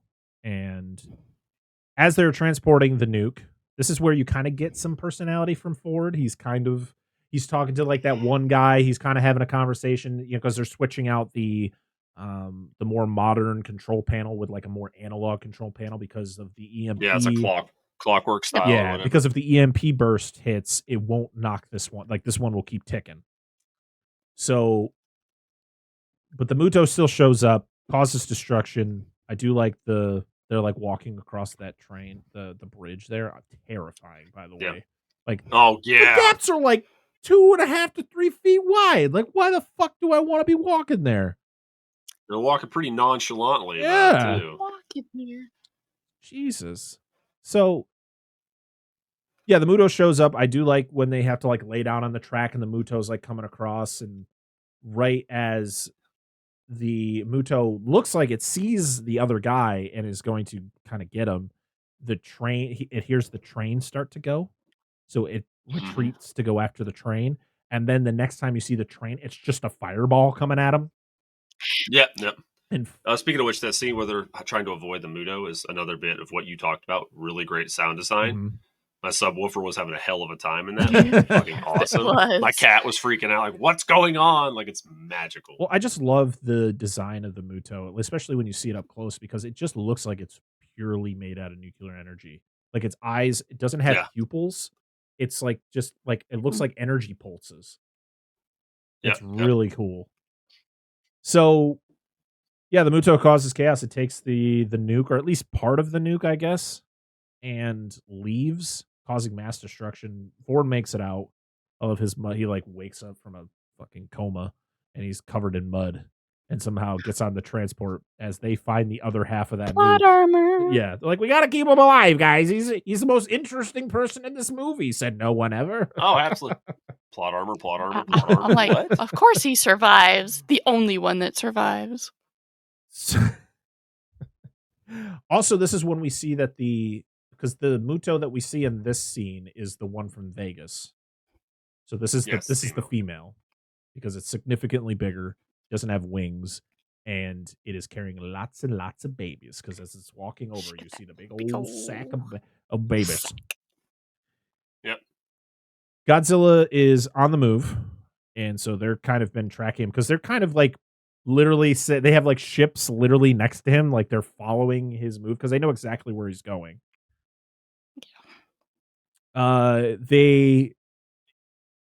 San Francisco is getting evacuated. We see that Ford's wife is a nurse at a hospital. She is she has to bring her son to work with her.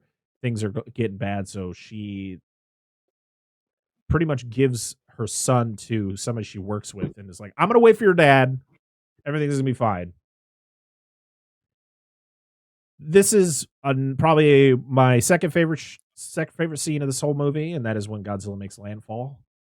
I love the fact of him, and I gotta say, I don't know if it's true, but there is no way you're gonna tell me that this pretty much this entire scene isn't a nod to Godzilla 98. Just the way that Godzilla makes an appearance. The ship, bridge. Let them get there eventually. Well, no, like the beginning, like when you see like the top of Godzilla like going towards the ship, it kind of looks like the scene of it going towards the guy fishing on the dock.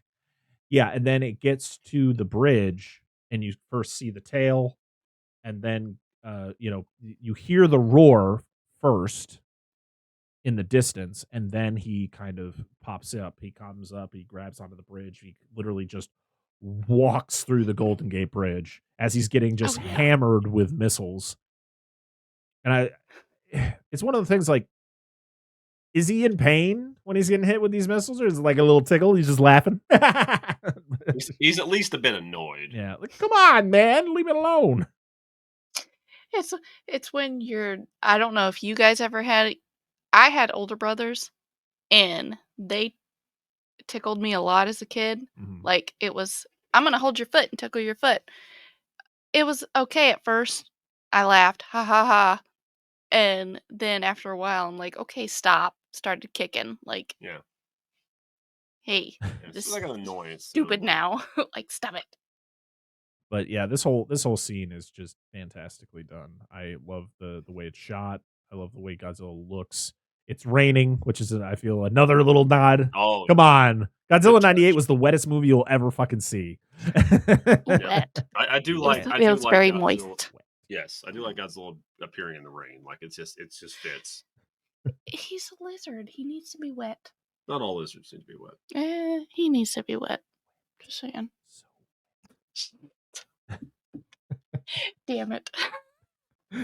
Oh, so this is when the ship that is carrying what's remaining of this nuke, it gets literally dive bombed by the Muto, like the flying Muto. Yes. Literally just right down onto it. Ooh, food. I'm like, damn. And then the Mutos meet. They meet. They do little nose touches, like Eskimo kisses. Yeah, and then the female. This is. Oh, go ahead. Go ahead. Also, this is the spawn of one of my favorite memes, which is, I got the bitch a warhead. Bitches love warhead. Like, I just. Anyway. Yeah, she starts digging her nest. Just giving her food. She's pregnant. He's giving her food. He's helping her out. Like, you need this. It's for you and the babies, you know. He's like, hey, I seen you are a little bit angry. Let me give you some food. Yeah. Well, he pretty much becomes the protector because he kind of like flies and like keeps watch. He's like perched on a building and she's digging her nest. So she takes a big shit. Yeah, this is when Godzilla shows up and he's walking through. This is when you get Elizabeth Olsen just running down the road, just looking behind her, running really slow, like, oh my God, Godzilla. Like, just run. But again, as Dan stated earlier, they just love to tease us because as Godzilla is about to fight the Muto, the door shuts where Elizabeth Olsen ran into, and then they show it on the television. Again. Dude, it's so stupid. Stop. When you have to show a fight on the TV, listen, once, okay, I guess. Twice, stop it. Yes, thank you. Just get to scale it down so it costs less. Yeah, pretty much. It's dumb. This is when spend the money. Stentz meets with Serizawa and they kind of talk about the kind of situation, and Serizawa's just like, let him fight. This is kind of how it's supposed to be. This is what Godzilla is meant to do. So just instead of wasting your bombs, your missiles, and all that, just let Godzilla do his thing. And Stentz has kind of been on his side the whole time. He's just following orders to do the other plan. So,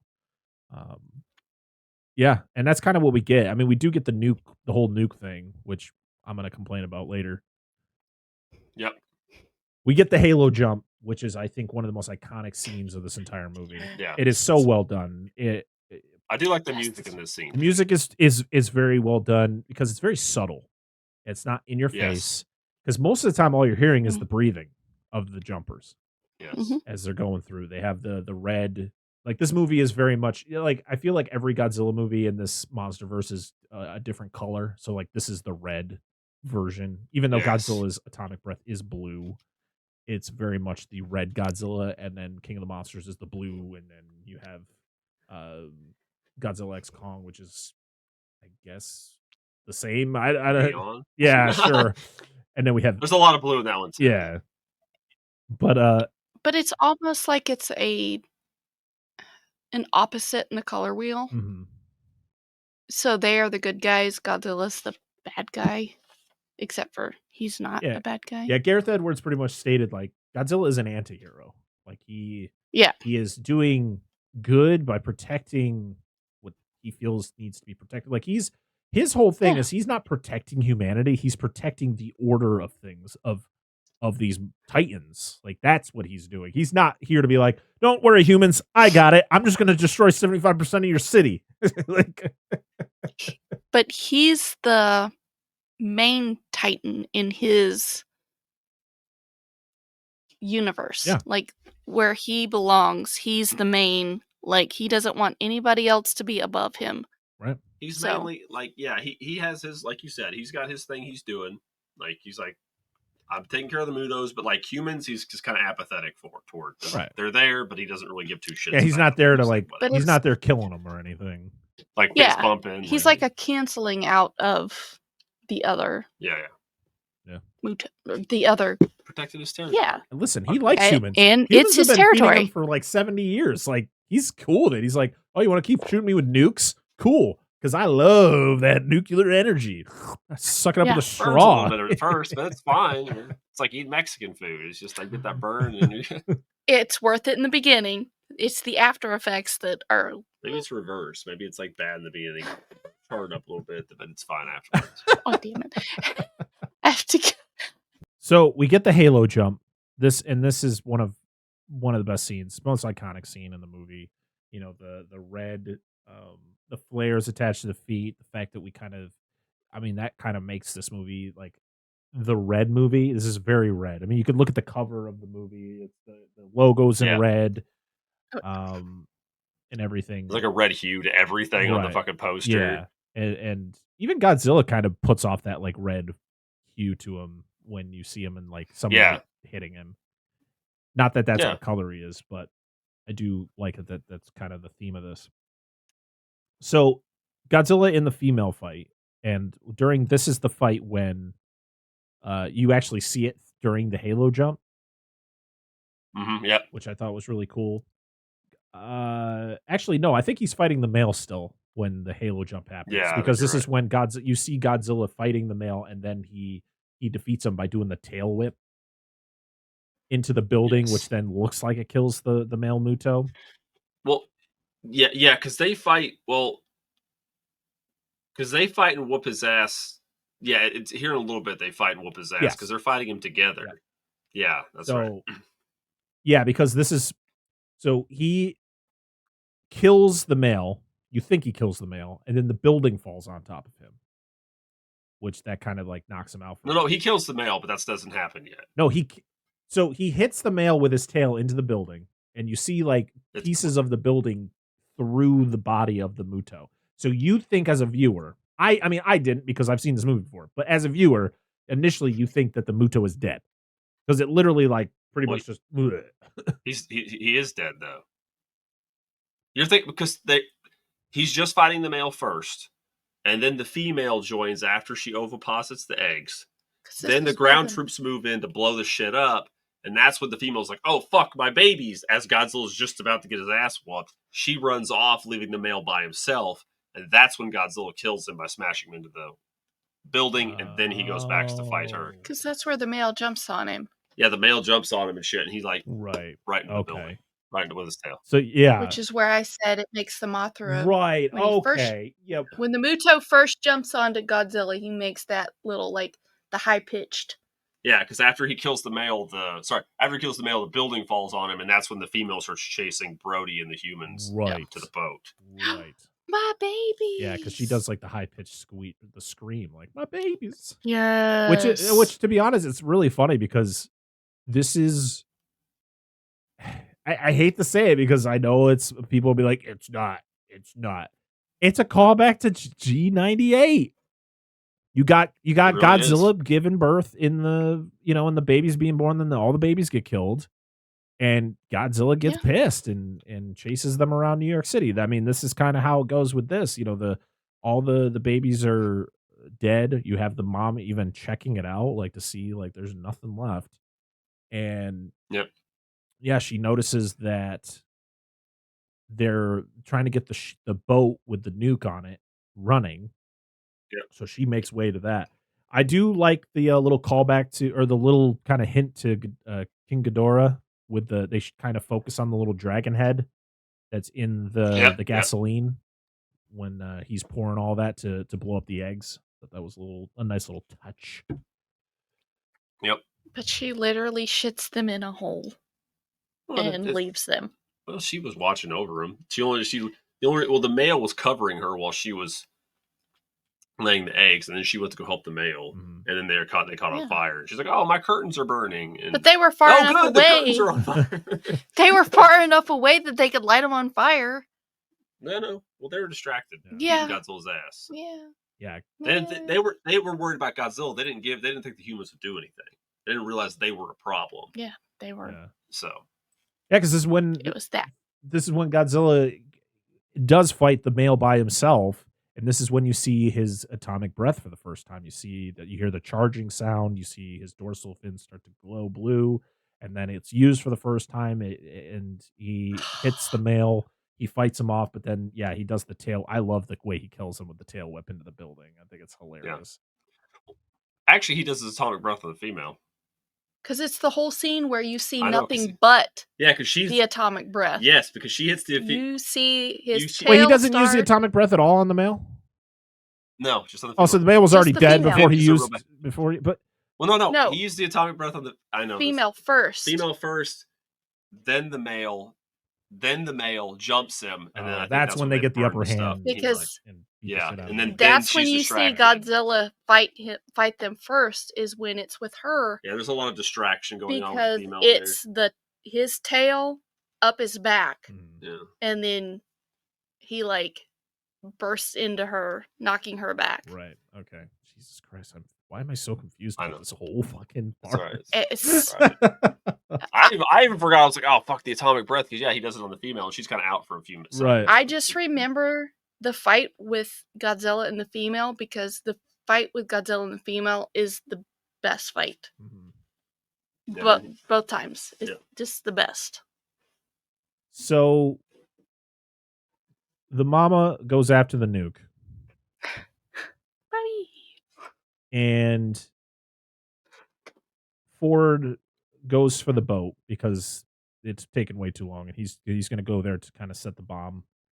And he's got his ass beat at this point, too, yeah, because that explosion of the eggs kind of fucked him up. Yeah, we also get the whole Godzilla kind of him being face to face with Godzilla. I do like that shot of Godzilla coming out of like the smoke, and they kind of look eye to eye, and then Godzilla kind of just disappears. And you don't hear any sound. It's just as he just. There's some weird shots of no sound where there should be sound. Yeah, I think it's more just to. But it's fine. It's fine. Tension, I guess. Yeah, it's okay. I don't mind it. I'm just like, oh, you'd be able to hear that. Yeah. It's like, it's when the troops, it's mainly when the troops get down on the ground, like once they land, they take their helmets off and you like turn around, you can see like Godzilla and like the male Muto or whatever fighting in the smoke. It should just be constant shaking of the ground and just. Yeah, but nothing. It's from a stylistic standpoint, it looks cool. It's a neat thing, but it's just. Whatever. It's almost like they are in shock though. Yeah. Kick him in the dick. Anyway, carry on. And so, yeah, since Godzilla is pretty much kind of knocked out by the building falling on him, he is kind of rightfully so. The mommy Muto, she goes and tries to stop the boat. She does attack it. You know, she swipes at people. She swipes at the boat. Brody though gets on there and activates the bomb, and again he comes face to face with the Muto this time for the second time, pretty much. And that's when like it looks like she's going to attack him, and then it's like slow jerk, like, and then we get our Saving Private Ryan moment. Yeah, because he takes his pistol out, literally. Yeah, and it's Godzilla just gnawing on her shoulder there, and just and freaking grabs her, swings her around, grabs her by the mouth, opens it up, and just shoots the atomic breath down her throat until her head detaches. And then I love that when he roars, he's just holding onto its head and then just tosses it into the water. It's like, I got you, bitches. It's so good. And yes, this is a part I have a problem with. Not this exact part, but the part right after is that Ford starts to kind of pass out.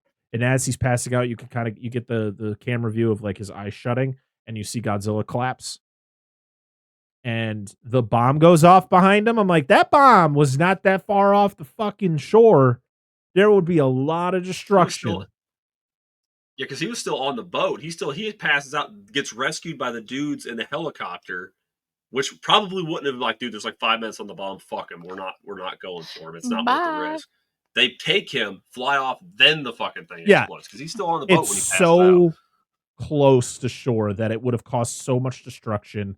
Would have knocked this helicopter out of the air. Godzilla would have been fine. He'd be like, ooh, food. He's like, there's fucking snort in the air. That's cocaine. There it is. There's our Breaking Bad. Its nostrils are just glowing. Oh, it's so funny. What's that? Oh, that's just snot. Oh, I do want to point out, because I mentioned how flat the soundtrack is for me sometimes outside of a few key scenes. It's like when he does the atomic breath, I hated the music it played. It just doesn't fit. Didn't need music. It didn't, but like I can always remember that scene and the music for that scene in my head all the time. Whenever I want to remember, I can remember it, and I hate it because it's so underwhelming. I'm just like, anything else? Nothing or anything else, please. Yeah. But go That's ahead. Why Bear McCready just needs to come back and do the scores for Godzilla movies in the future. Please. Because we talked about that. His soundtrack for King of the Monsters is probably the best part of King of the Monsters. I enjoy King of the Monsters, but that soundtrack is fucking banging. Yes, it's so awesome. good. He knows when to insert music. So the Brodies reunite. I don't know how Ford found his son so fast, but he's with his son fairly quick. And then he reunites with the mom, and happily ever after. I do like the fact that the city's kind of like everybody's like wandering the city, like they're trying to find people in the rubble and all that. Godzilla's just there. He's just napping, taking a nap. Of course, they think he's dead. Yeah. But, you know. And then he wakes up, and everybody claps, and it's like Godzilla. You know, what was it like? Savior or King of the Monsters or something like that. I can't remember what the news. Yeah, one of them one says King of the Monsters. One of them says like this Godzilla the City Savior question mark. Yeah. And then there was a few. Yeah, and like he's just doing his job, man. I find it so funny because he wakes up and he looks like a dude who just woke up from a fucking huge nap. He's just like, oh, he looks rough as shit. I'm going home. He's like just, and that's a thing that is so prominent with this franchise is that the movies just always end with Godzilla just wandering back into the water, and it's like over. The end. Yeah, absolutely, as it should be. But the why is nobody irradiated in this movie?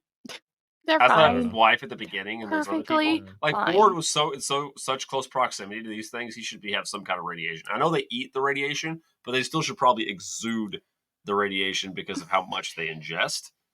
I'm pretty sure anybody that went behind the Mutos should have been irradiated. It should have been like a fucking path where they walk that was probably irradiated. Because they can't eat everything. They can absorb as they go, but I don't think that everything would have been. I agree. Like I agree. Because there should have been a half-life of a lot of that. Yeah, like what do they produce? Because there's going to have to be waste of some kind. Yeah. Like what's the element or material they produce when they're done? They were there in the waste of the beginning, but is there going to be any more behind that? Let's call Matthew Broderick about these worms that are 33% larger. Please. Well, that's it. That is the end of Godzilla 2014. The film's budget was more than what the 1998 film made in its entire domestic run. Hey! At least this made money. I'm glad it did because I've enjoyed these movies. All of them. Andy Serkis, who is behind such films as the Lord of the Rings trilogy, the Hobbit trilogy, the Planet of the Apes trilogy, he's pretty much like the go-to when it comes to motion capture. He was a consultant for this movie, for the mocap for Godzilla and the Mutos. I thought that was pretty excited to see the next Planet of the Apes. Planet of the Grapes, baby. Looks so good. It really looks so good. Looks so good. I mean, to be honest, none of those movies disappointed me. They were all really, really good. Yeah. The ones I saw, I enjoyed. Even the old one. We bought the old one, the original Planet of the Apes. Pretty sure we have it. Yeah, it's good. Dr. Zaius. Dr. Zaius. Was it? All I can think of is Apple Danish. Apple Danish. Fuck. I don't trust any ape from chimpanzee to chimpanzee. That's what it is. So darkness that. Go ahead. Do it. Sorry. Guillermo del Toro was asked to direct this movie, but he couldn't because he was in the middle of doing Pacific Rim. So motherfucker, like, dude, just please hold that. I'll do Pacific Rim later. Okay. Just let him do Godzilla. Just fucking please. How many times have I used hold please? Yeah. If they do an American adaptation of Ultraman, let him fucking do it. Like I meant as a movie. Let him do it. Please. That would be so. And let Del Toro do it, and it'll be awesome. Body horror and shit. Oh. And we have the Space Patrol. Was it the? I don't remember. I need that. I can't remember this Special Science Patrol or whatever it is. This is a funny fact that I just found. It said globally, the movie performed relatively well at the box office and with critics. However, in several countries, usually where the Godzilla franchise is not well known by the public, it underperformed in both areas and is regarded as a failure. Some movie fans speculate that this might be the result of Godzilla's and in general monster movies' obscurity and or unpopularity in these countries. Although Roland Emmerich's previous American adaptation of the franchise, Godzilla 98, was seen as a box office failure in the United States, but it was a smash hit with audiences in certain international markets. So its success could have directly caused the failure of this movie. In a nutshell, audiences in certain countries wanted more of Emmerich's vision, with some people falsely thinking that his was the original Godzilla movie and that Gareth Edwards' film is a badly made remake of it. What? That doesn't surprise me. If you only know what you know, that doesn't surprise me. That's like hilarious. Like people growing up, younger people growing up in this will think of Godzilla and they'll probably think of this movie. No, seriously. I know, but that's just how it'll be. It'll like, dude, you should watch these Godzillas, and then they'll have, Godzilla says I should learn to fight my own battles, and like, I'm gonna go do drugs, whatever. What terrible language. Godzilla, what terrible language. Thank you. I want the statue, all that fun stuff. And then they'll go watch it like, this is fucking stupid. What is this? This is trash. This is hokey. It's same with horror. It's like, you're going to get younger audiences that are going to be like, they'll know like The Conjuring and stuff like that. Like, oh, you should go watch some good shit from back in the 80s. Like, that's bad. It's 80s. It's old. That is why I like when we introduce our kids to the OG stuff. Yeah, I know. If you love your kids, trust your kids, just introduce them to the OG stuff. Yeah, stick with the original. That's why we paint our house with lead-based paint. Well, we nothing go that far. lead. But anyway, it's like those kids that are like, oh, Justin Bieber stole, or Michael Jackson stole this from Justin Bieber, and it's like Justin Bieber wearing Michael Jackson's OG jacket. Yeah. He's dead. He can't steal anything. I'm like, stop it. Just saying. I know people are stupid. Anyway, go on. If you don't know, you don't know. But yes, that's ignorance. They need to be taught. Yes. Go ahead. No, I mean that's about it. There's a lot of stuff about this movie, but I think I don't want to spend my entire time reading through all these facts. Angela's knocking shit over. Yeah. Yeah, absolutely. I just hit the corner of my stand. It's a good time. I enjoy watching it. To be honest, I still really enjoy this movie. I definitely want to pick up the 4Ks of all of the MonsterVerse movies. I wonder if this has a steelbook.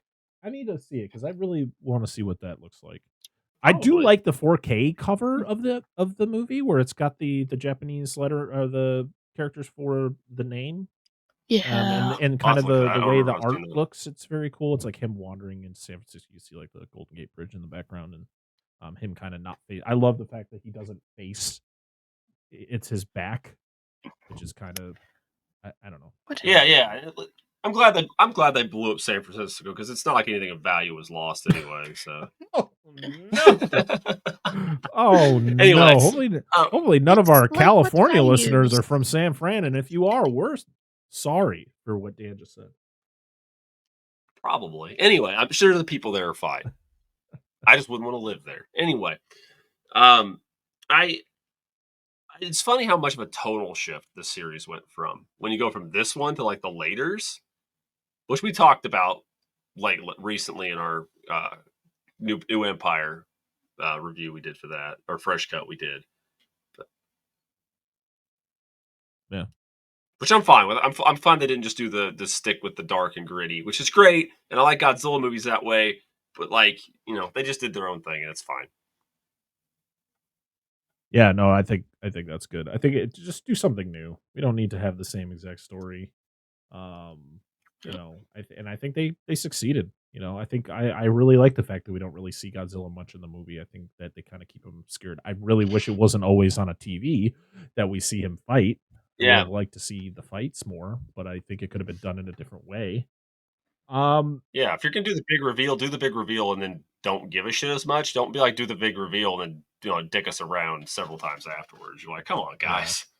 The last set of facts that I want to really talk about is, since it does relate to the 98 movie in a bit, is that the script that was written in 94 by Terry Rossio and Ted Elliott, who Terry Rossio would actually come back to this franchise and help write the script for the newest edition of the MonsterVerse, Godzilla X Kong.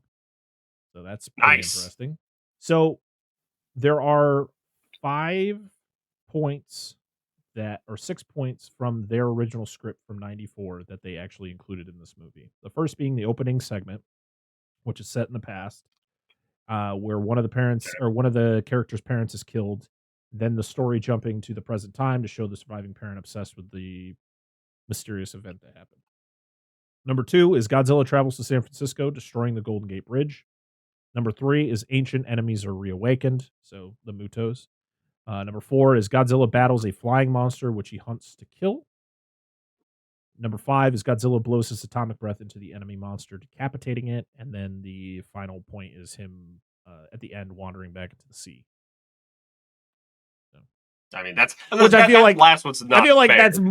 that's pretty much all Godzilla movies. Yeah, pretty much. Yeah, 100%. Quite a few. Yeah, I think that 94 script, we talked about it in our Godzilla 98 thing. I think that was the script with the Griffin, if I remember correctly. Yes. That would have been an interesting one. I really wish that one would have made it to light, but it is what it is. We got what we got. So, all right. Well, I mean, we pretty much talked about what our thoughts are on this movie. We still enjoy it. It's a good time. Yeah, it was fun to kind of revisit it. You know, I've seen this movie a few times since we did that initial episode 3 years ago. So I've still quite well versed in this movie, like knowing, you know, for some reason though, I could not fucking remember how the fucking final fight happened. Who was fighting who? There's a lot of chaos, and sometimes there's a lot of dirt, and people are getting hit. And you don't know which one's which, and you're just like, "What the fuck?" Yeah. But to be honest, of the MonsterVerse movies, like I think in the original, when we went through the original 4 movies, I think this movie was on the bottom. And I'm looking back at it now, I'm like, I don't know. I think I would put this one higher now. I think I would put this one above King of the Monsters. I think Godzilla, or I think Kong Skull Island would still be my number 1, because I just rewatched that movie not that long ago, and it still holds up so well. And it again just makes me want more Kong solo movies. Fair. But this is just so well done. The fact that it is a very much like a Jaws movie, where it hides your titular creature for quite a bit of the movie, and when they finally do show him, it's not just like, oh, here he is. It just like, it's a slow build. You know, the way that colors and the cinematography are done, I think it's all just well done. Well, let's say, in all fairness, we say it's a Jaws movie, but they did this exact same thing in the original Godzilla 1954. Right. You didn't get him until a considerable length into the film, and he was teased. And right, I think it's just the easiest. But Jaws would be the closest parallel. Right, yeah. Well, yeah, but he even said that he was inspired by it, so that's the one to go with. I just want to say, in all fairness, right. But yeah, that's correct. And they did the same in the '98 Godzilla for a little while too. They kind of kept him under sneaking around buildings with his tail and shit. Yeah. But off of what you said, yeah, I mean, I would probably slot this one spot higher in mine. I'm still King of the Monsters, Kong, Skull Island, the new one, 2014, and then Godzilla versus King Kong. We had that one number 2, and I'm looking back, I'm like, how the fuck did we have Godzilla versus Kong number 2? No, we must have been high as fuck. Because the more I think about that, the more I hate how that movie, like the story that played out, just drove me nuts. It's the most underwhelming, but kind of like, who gives a shit? Yeah. But yeah, I think this movie is really good. I think I would definitely move it up a notch for sure. Yeah, so I mean, we're not going to rank anything, because we're not going to be really going back into the other movies unless we decide to at some point down the road.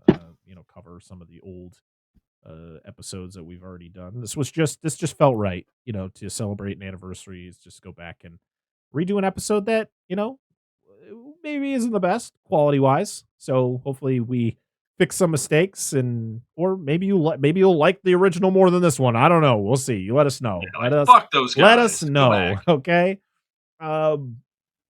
Before, actually, let's get to the comments, and then we'll do our final show rigmarole.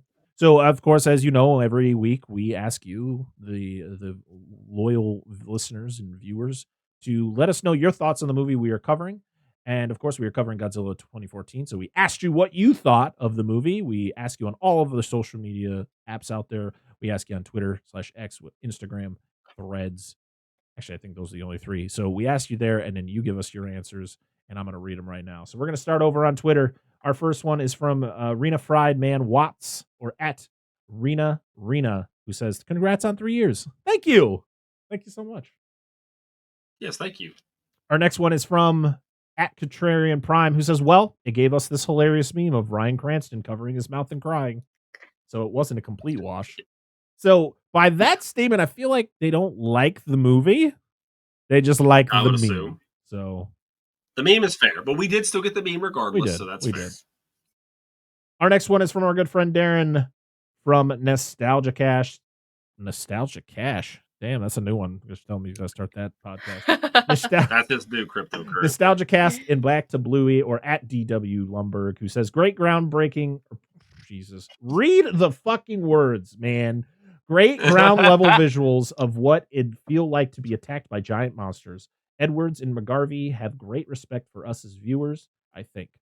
Plus, I flat out adore the way they gradually reveal the monsters and what they're capable of, so that they have impact later on. Thank you, Darren.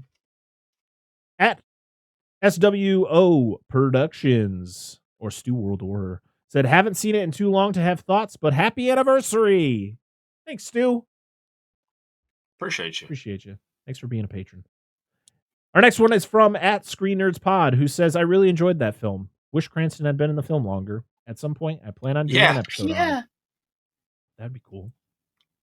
Yeah, you should. And yes, he should have been there longer. The next one is from Pete from the Middle Class Film Class, or @TheRealPete with 4 P's.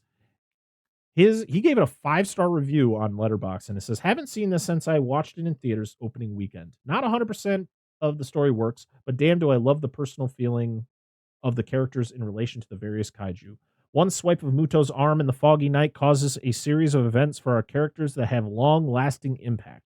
Also, the final death of Muto at the hand and mouth of Godzilla may be the coolest monster death of all time.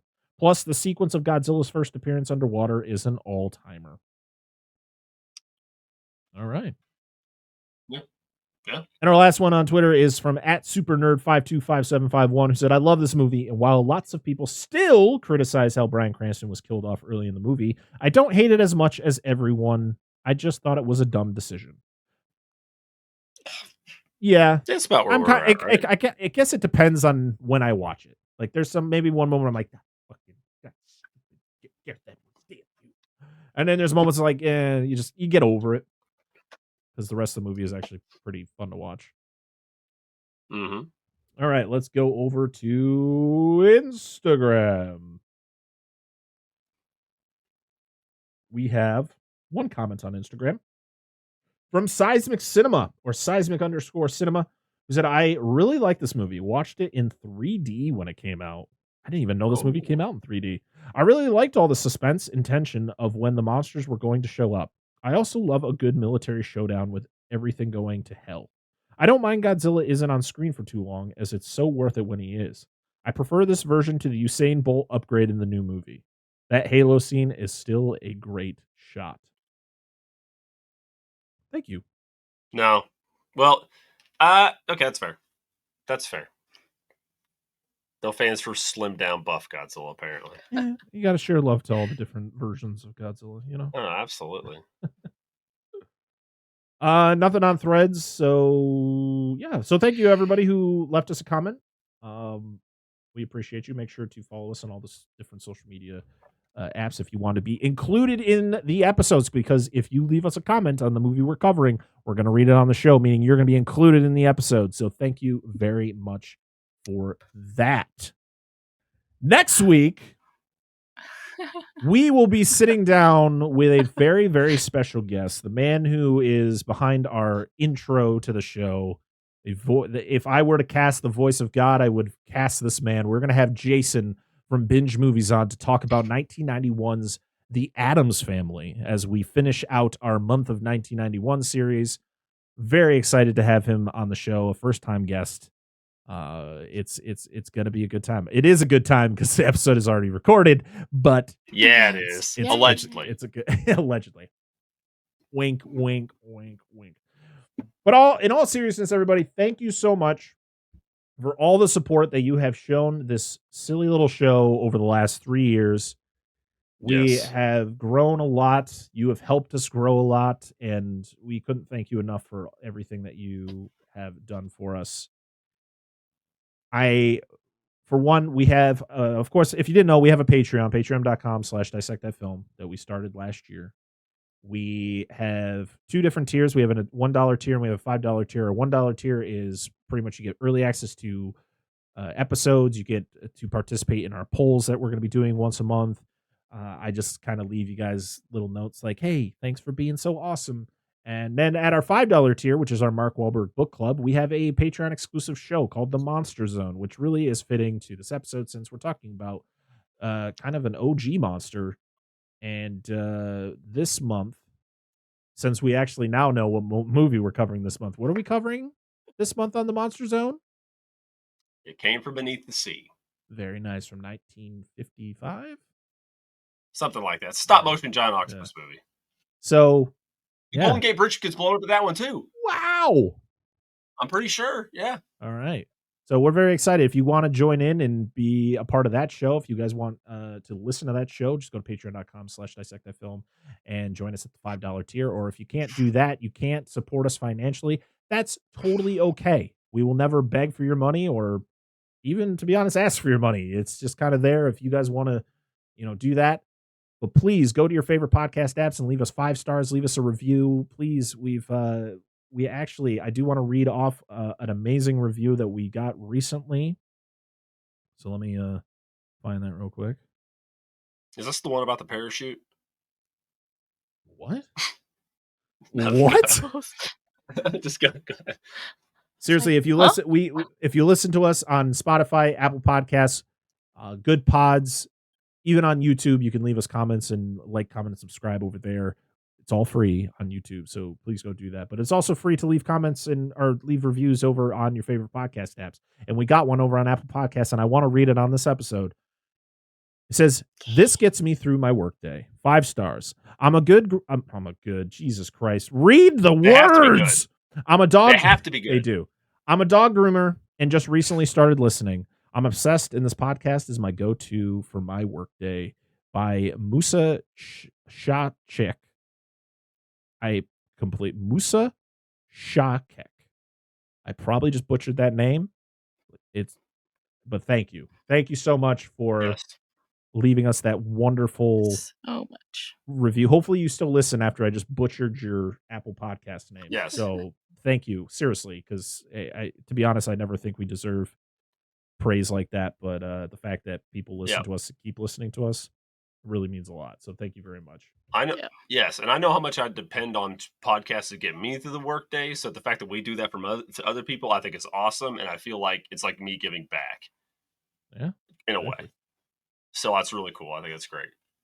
I want to thank all of our wonderful patrons over at patreon.com/dissect that film. Billy Joseph Jr., Andrew Schoening, Corey Morrissette, Jason, the Flicks and Friends podcast, Dan and Angela of DNA Gaming, or Angela and Dan of Dissect That Film, Doom Generation, Eric Stein, Robert Stewart, Rudy5453, and the Baron's Hideout podcast. Seriously, thank you for all of your support, and thank you to everybody else who listens to the show, watches the show on YouTube. Any type of support, we really greatly appreciate it, because we do this for fun. We do this as a hobby. This is just something we enjoy doing. It is never about the money. It is never about the notoriety or the fame or whatever that comes to some people that do this. We're just normal, everyday people just sitting down, recording ourselves, talk about movies and having a good time. At least I hope we're having a good time, because I want to keep doing this for another 3 years, or longer. I wouldn't be here. I'm like, fuck it, I'm out. Like, if I was done, I was just like, I'm out, dude. Yeah. No, I'm good. I'm having a good time. I'm just saying, if I wasn't, I would just leave. Oh, okay. So yeah, and that's I think that's about it. 3 years, guys. Yes, sir. Yes, thank you. Now on to year number 4 of Dissect That Film. Yep. We got lots and lots of fun stuff coming, so stay tuned, because we ain't going anywhere. We'll see y'all next week for The Addams Family. Yes. I don't think I did any of that in the episode, so that's what you're getting. That's why you're getting at the end of this. I don't think I don't recall. I did not. I hate when we do that. We're like, I don't think we did anything No. remotely for it. Nah, whatever. It is what it is. Yeah, but we didn't do the thing. It's always me after the fact. I come up with the good stuff. Do you guys have anything you guys want to say before we leave for the night? I don't know what the fuck I was about to say. No, but I just appreciate everybody for listening to us. All. We have a good time. So we're here because you being here is why we're here. Oh, and something that I never shout out. We have merch, guys. Dan's wearing our Halloween merch from last year. I'm wearing our black logo merch. We're going to have more merch down the road. I'm actually going to be getting a new logo made probably at some time in the next month or so, because I think we need a little bit of a change, And a lot of fun stuff. That's about it. I always forget to shout out the shop. So TeePublic, Dissect That Film shop.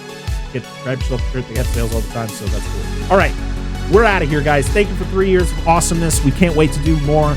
Until next time, I am Brett Parker. That is Dan and Angela of DNA Gaming. We are Dissect That Film, and this has been another episode of the Dissect That Film podcast. We'll see y'all again next time. Bye-bye. All right, ladies and gentlemen, thank you so much again. This is the Parker Chronicles. I had to look over and see what our name was. This is the first episode, so I had to figure out what the hell the name of our show's called. This is the Parker Chronicles, episode 1. We will be, like I said, we're going to be streaming the podcast here on Sundays at 8:30 p.m. Eastern Time. And they will be eventually going to be going on YouTube, and we're going to try to get them on some podcast services, so Google Podcasts, Spotify maybe. We're going to look into it. But yeah, there's going to be a lot of places. Hopefully you guys can be able to listen to this podcast. With that, I am the Parker XP. You guys can exit out. Who are you? Who are you people? I am Nemesis Angel. Who are you? You're right. Yes. I'm Dan. I'm half of DNA Gaming. I'm Angela. I'm the better half of DNA Gaming. And we will see you all next week. Bye.